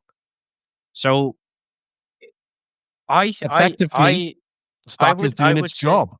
Yeah, I would go as far as to say that, like, instead of saying stock is bad for these drivers, it's actually bringing up drivers to this high level. It's like making the possibility of these drivers to learn how to drive and little by little hone their skill and then move up to become actual pros. And just like 250, 450, just like, minis and super minis and whatnot in motocross and MotoGP, you have the steps. And even in real racing, you have karting, you go into little formulas and big formulas. Like, I think stock could be one of the best thing that's happened to American 10 scale. Like, I was a big hater. You can go back in the podcast. I said, I don't care about stock. I don't talk about stock. But you just can't argue against, like, facts that there's a guy who was in stock. He won the stock nationals last year, was it Schimmel? Or a year before that? 2 years ago. 2 years ago. Yeah. And now he wins the mod nationals. It's not like a coincidence, like you could say Tater's World Swing was a fluke. This is not a fluke. This is a real result. And yeah, I think it's a big wake-up call for all of those who say stock is nothing. Schimmel should have won both classes, number one. He should have won both classes. Yeah. He should have won both classes. He should. He made this one But mistake. that was my tangent, but yeah. Right. We can go back into the topic. A3 of is where he hit that pipe, he pulled a wheelie, and he threw it away. This is what Schimmel had to say. He says, I've been putting in a lot of work, just as everyone else. I wanted it more than ever after so many close attempts at some more wins this year, having mega speed at a lot of races and just falling short.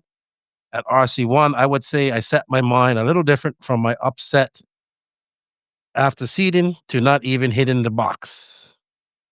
And he said the track had a leak from the AC in the corner before the triple, and it was extremely challenging to make it an A3. So I lost the rear a bit and tried to just double down and caught the pipe. Dakotah knew after the race, like, I'm trying to read is what he's saying. Was it at the triple because it was getting close? I can't really pronounce it for a few people. Yeah, but he said we all ran the same track And yeah, he hit like this pipe and pulled a wheelie and just sent him off the track. I also talked to Phend. He gave me a quick quote. He said, "Was a pretty special weekend getting my first Nats title with the XRAY RC America team. The track had a great flow to it and grooved up to race pace quick. I usually feel very comfortable here, but unfortunately, that was not the case this time around. I struggled to get into a rhythm and feel comfortable all weekend long. Just a little bit off, which is hard to manage nowadays with the level everyone is at. I had some decent runs in qualifying, but really buckled down in Q4 to get the best starting positions possible. Going into Sunday, I knew having clean 99% consistency runs was a must to have a shot, and that was what I focused on. In two-wheel drive, I didn't quite have the pace, but some solid runs secured me in a third overall. For four-wheel drive, I drove really clean and got a second in A1 and one A2. In A3, I knew I had to go for it, but had a mistake a couple minutes in. I was fortunate enough that the 2-1 finishes were good enough for the overall win when all was said and done. The track was gnarly in A3 with the grip coming down and some wet spots from condensation. Overall, a solid weekend, and congrats again to Brennan on an amazing weekend and a great display of driving. So those are your two winners in the main class. I also got a voice note from Aydin Horne. Let's see what Aydin has to say. I haven't listened to this yet. So we're going to listen to it, hopefully here on the podcast for the first time. Yo, we are back and rested from the 110 Roar Off-Road Nationals. Aydin Horne here with some thoughts and feelings on the event. Unfortunately, I absolutely sucked it up. Didn't even get in the top 5 for the weekend. Ended with the P6 and 2-wheel, P7 and 4-wheel. And, you really do hate to see that. You really do. But as they say, it is what it is, Nobody to blame except for my blowout self for blowing out every single round, Track was fun. Eddie put in a good layout. Super high speed, high grip, high speed, pretty gnarly stuff. I'd say the margin of error was pretty little. And, I just wasn't quite inside that margin. More often than not, every run, I would just clip a pipe and fly off the track and get like 7th. So, that is what it is. But we live and learn. We fight another day, and we move forward. The steeds were ripping. That's all you can really ask for. Nicola came in for HOTRACE tire support. Dude's a legend, all the way from Italy. His thumbs were raw by the end of the weekend. So that's a dedicated soldier right there. Shout out to him. And Schimmel was fast. He drove good. Program was on point. My boy Davey Bada almost had something for him in 2-wheel, but one mistake away. It is what it is. On to the next. See you at the INS. LFG. Yeah. So there's at least he was honest. There was no flare up between him and Tater, I assume too. But yeah, exactly. I love how chill Aydin is about this. Like he's always, I don't know if he's actually having fun, but at least he's making it fun. His freaking vlogs, his impersonation of Doug Leverrier is awesome.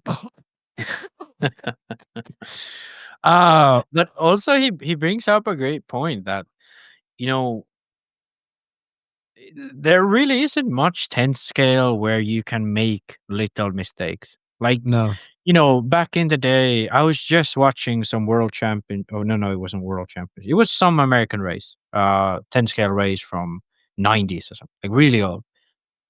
And, this guy's leading and he's like making mistakes every lap, like touching the pipe here and there and clipping it, but he's still pulling away from the other guys, like imagine these days if you clip a pipe every lap, like no way. So I think that's a big development in what happened in RC's 8 scale and 10 scale, and even in on road, that the margin of error is so much smaller, and it's the more than not, it's tough for the drivers more than anything. So Yeah, that's a good point. absolutely, man. Especially with these 5-minute runs that the under pressure to be immaculate, like, not make any mistakes whatsoever. And you have to in order to win these races. We're just gonna put up the coverage from Live RC that they done real quick. This is A3 of four-wheel drive. We'll play this while we talk about it. And on these type of tracks, this is a big track. But man, really, some of the really good racing was in the stock class. Pancioni and the Levi and the Raymond twins had some good battles. Tyler Henley got up there for a little bit as well. But you can see, man, I mean, Schimmel looks so confident, and where he makes this mistake, where he has no pressure from behind and no pressure out front, he absolutely lost his Phend. Phend makes a mistake on this double, just on his own. It's awesome to see. I watched all the mains yesterday and today at home and checked them out. So, but yeah, let's go through four-wheel drive first. So it was Phend, Schimmel, and Chaplin who take the overall. Phend takes the overall. Schimmel will finish second. It was Schimmel, Bada, and Phend in two-wheel drive. So Associated got on the podium in two-wheel drive, did not get on the podium in four-wheel drive.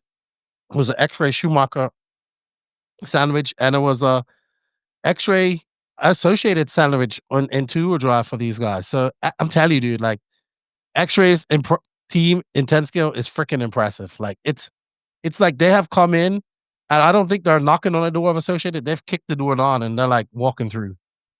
That's my and yeah, because I just starting a four wheel, as you said. Like if you look at this, there's first of all 1-2 win with Phend winning and Schimmel, and then even when you go down, like sure, championing is Schumacher, but then there's Sontag, and the first XRAY is fifth. It's Rivkin, and then after Rivkin, it's Cavalieri, Horne, and then after that Schumacher with Tollard, Associated, Bata, and then the Schumacher with Rindekne. So, like, sure, there's an even amount of AE, XRAY, and Schumacher guys, but it just happens that all of the XRAY guys that are towards the top, top of dude. the They have list. a squad. They have a squad, and even in stock, they have a decent squad. Even though it was an Associated R1 sweep of the stock class, and then in 13.5 truck, it was Nate Sutherland. It's Dustin Fox and them got Dustin Fox and Aaron Mitchell and Tyler Henley were all three of them in the mix for this. And when they go to INS in a couple weeks time and they go to the carpet nets, those XRAY guys in stock are going to be very hard to beat. Very hard to beat. Yeah. So, and I was thinking of moving to the two-wheel drive because you said, obviously Schimmel, Bada, Phend, the top three. But the interesting part about this is Schimmel actually finished last. He had a DNF in A1. So he got a bad start. Very TQs bad start. Yeah, so he TQs two-wheel drive. First E1, first A1. Hello. Oh yeah, roll it back because we go back to four-wheel drive a little bit. So here you can see Schimmel clipping the pipe, still going over the double and running off the track. This is what pretty much all on his own lost the four-wheel drive class.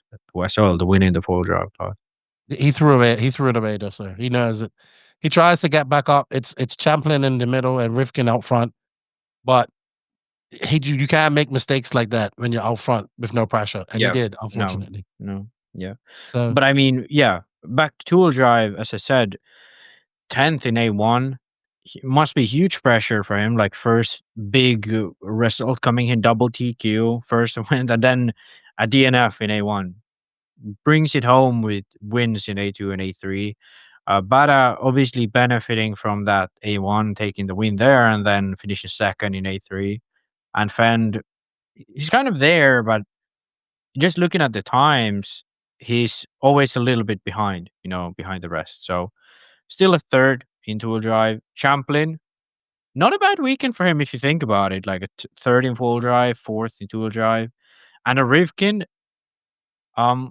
let's get back to Rivkin, but he's fifth in two-wheel drive as well. Horne in sixth, as you said, and Cavalier in seventh. And then in the bottom, Rineknecht, Tollard, and Lemieux.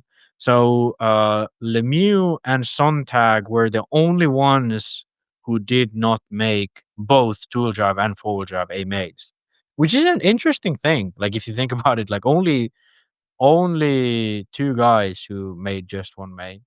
But now I want to get back to two people in specifically. As we said, Bada did well, but Rivkin and Cavalieri. Can we talk about them, or do you want to bring something up? Well, I was going to say that I think that Rundeneck, Chase Lemieux, and Aydin Horne will be disappointed with their results. They will want to be in that top 5. I think Cavalieri 7th and making both A finals is a win. Better results than he's had an 8 skill.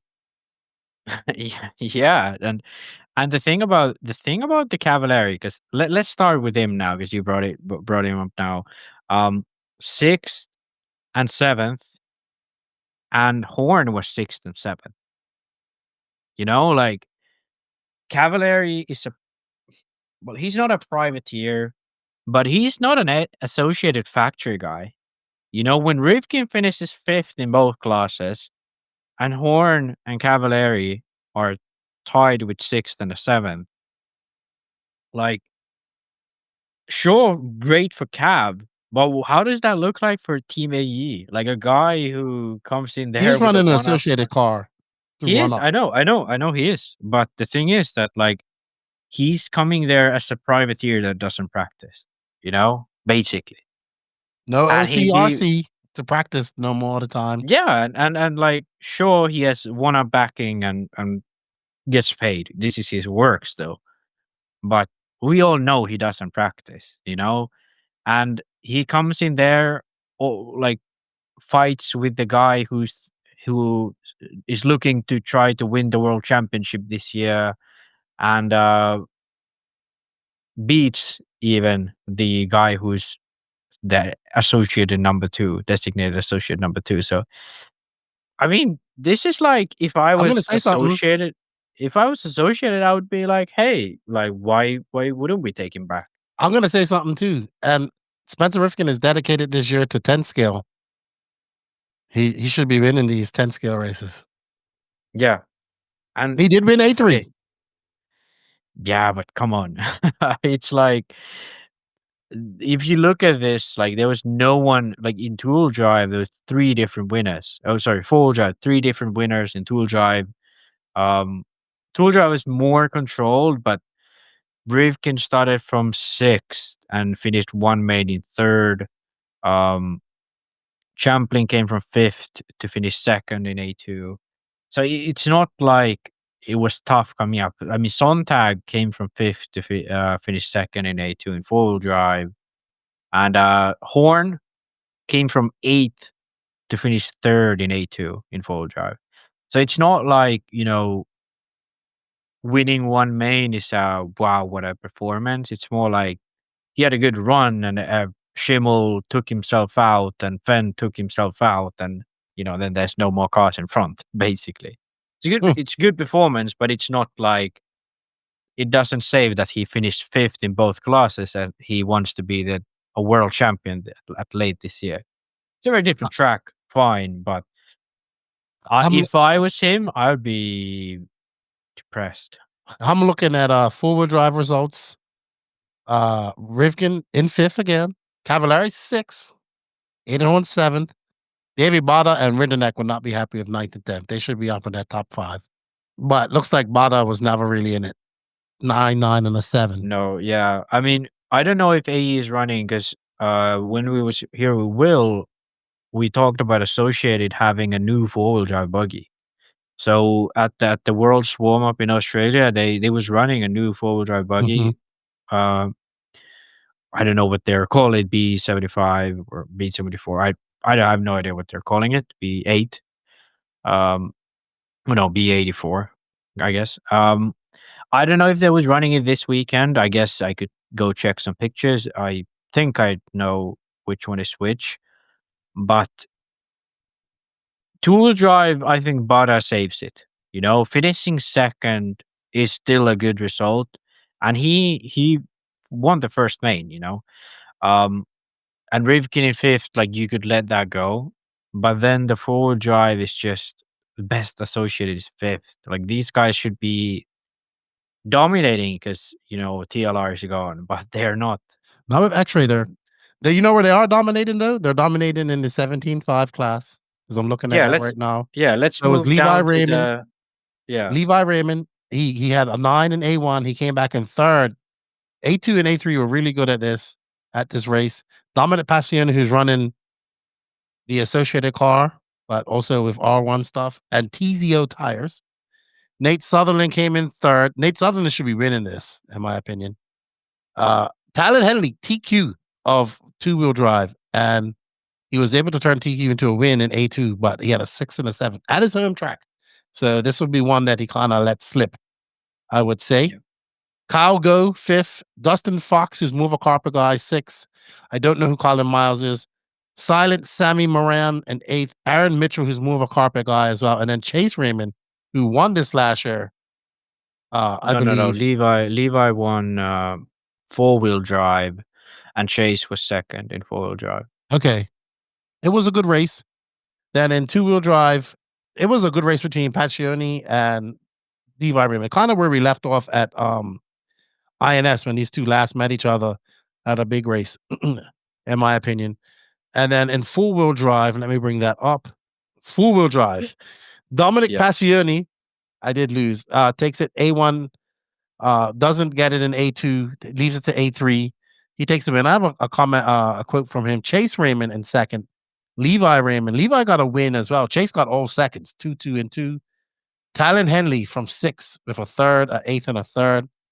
Aaron Mitchell, a 5th, a 3rd, and a 7th. That guy is getting fast each race. Yeah. Each race he goes to. He is definitely, he was fast at INS. He's definitely more of a carpet guy. Hunter King. Man, Hunter King started in 3rd, had a 6. Yeah, I know.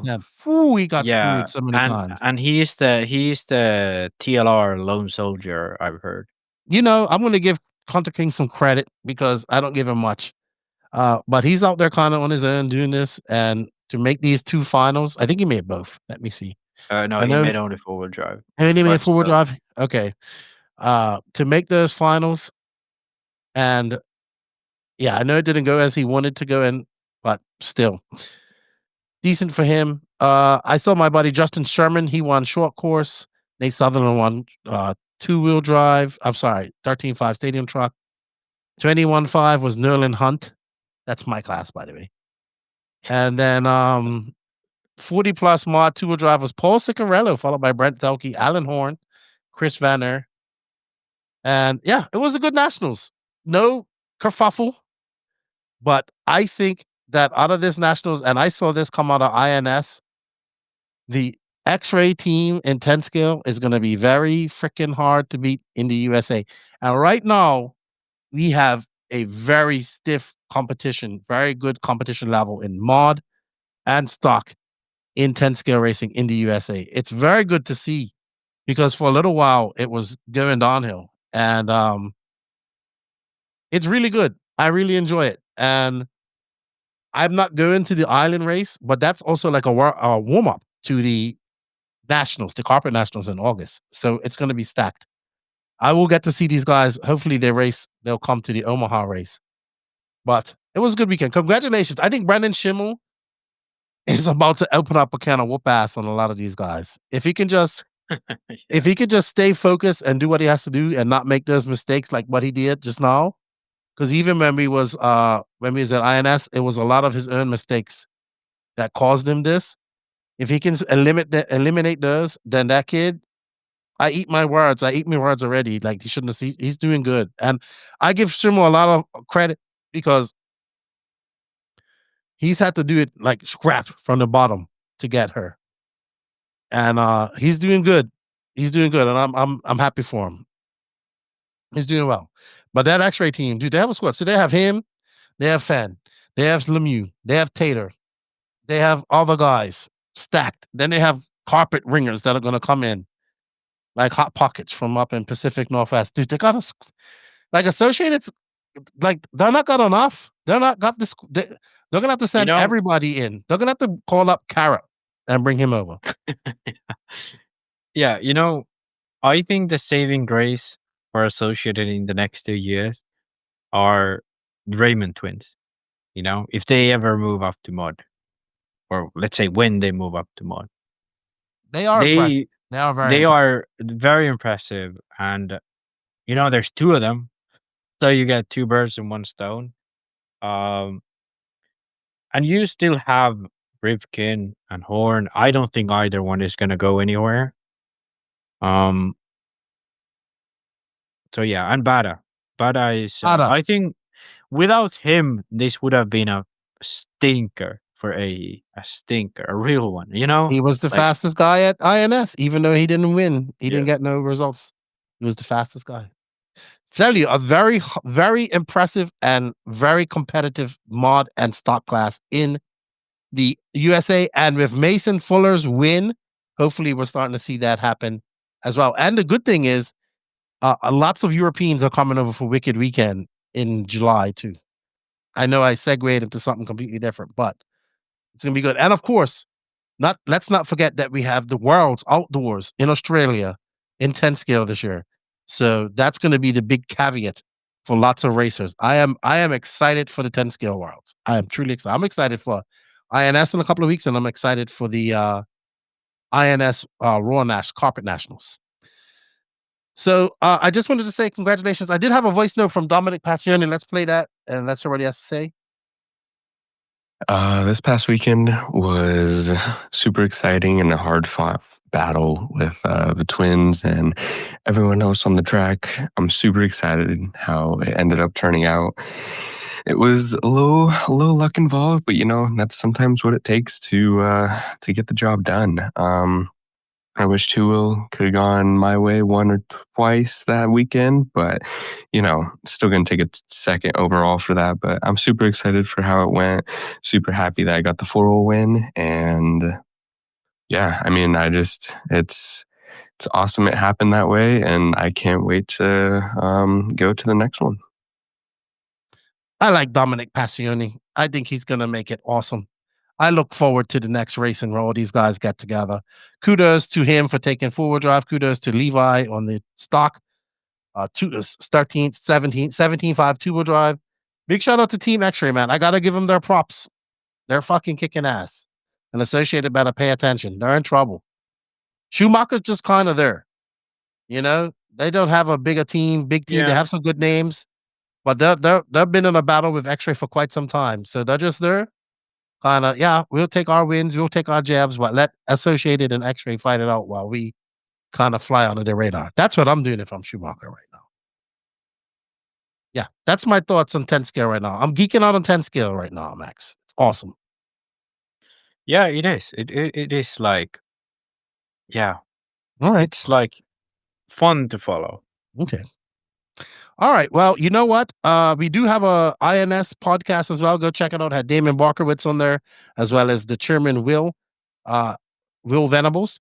Up next, we have some upcoming races brought to you by Sidewinder Fuel. Morgan Fuel has been collaborating with the world's top drivers for over 40 years. This has enabled us to test our fuels in some of the most challenging situations and take development of competition fuels to the next level. The result is Sidewinder, the market's most powerful racing fuel. Fuel has been track tested and proven by national world champions such as Ryan Cavallari, Ryan Mayfield, Greg Degani, Mark Vitas, and their current top driver is young Fee Long Win, aka Little Bump. These drivers appreciate that Sidewinder is blended perfectly for high performance needs of competitive racing. Don't let victory slip through your fingers. Purchase Sidewinder today. If you guys want to get some Sidewinder, reach out to me and I'll put you in contact with them. Upcoming races, we have the Midsummer Carpet Indoor Nationals, INS round number 3 at Island Raceway in Muscatine, Iowa. We have the EFRA Electric European Championships coming up at Valladolid, Spain. I don't even know. I got to look at this track. That should be interesting. We have the Nitro Off-Road European Championships coming up July 1st. We also have the Nationals coming up in June. I don't know the exact date at Thornhill. We have the Lone Star race coming up here very shortly as well, which will be the warm-up for that. That's going to be big. We have the late summer dirt indoor nationals or INS round 4 at Hobbyton, Hobbyplex. I'll be going to that, as well as the weekend before that. We have the Wicked Weekend, which I'm sure will be packed.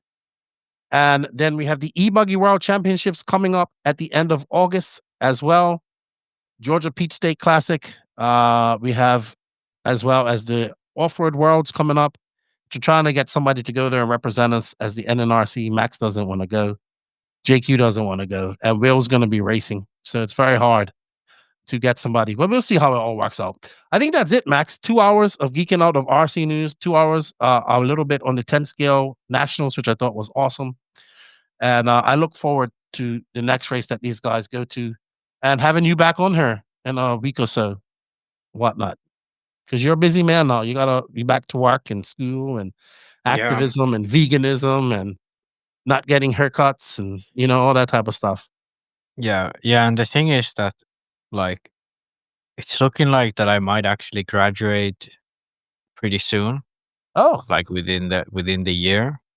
So, and I'm doing my thesis and working at the same time.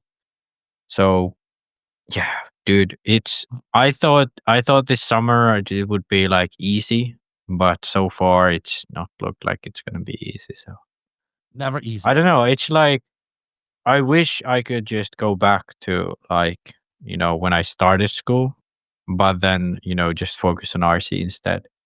Because that you want to go was back to like, RC life? yeah, like you just like, sure, I didn't have any money, but at least I wasn't this busy. I mean, sure, most of this is self-inflicted by wanting to organize things and improve the world. But yeah, it is what it is. It is what it is. Max, thank you for your time. I appreciate it. You have a good weekend. Get ready for your Finnish nationals. We want to thank everybody for their continued support, all the NNRC squad out there, wherever you're racing this weekend. Enjoy yourselves. Be safe. It is Memorial Weekend as well in the USA, so there'll be it's a long weekend. Everybody, enjoy your holiday weekend. A big shout out to the NNRC patrons as well. You'll get early release as well as the YouTube members. A big shout out to these companies that make it possible. J Concepts, High Tech RC, Sidewinder Fuels, Latara Racing, Invisible Speed, ML Toys, Side Piece Racing, Elite RC Productions, RC Project, Techno RC, Beach RC, Racecraft USA, Clinic RC. Shout out to all our drivers as well. We greatly appreciate their support. Remember, everybody, you can support the podcast by supporting the sponsors in the written description. There are links for all of them. Let them know that you heard about them on the No Name RC podcast, or take advantage of the coupon codes or affiliate links that we have. We have some good deals going on. Thank you, everybody. Max, see you later. Lefty, we're out. Max, thank you for your time. I will see you later.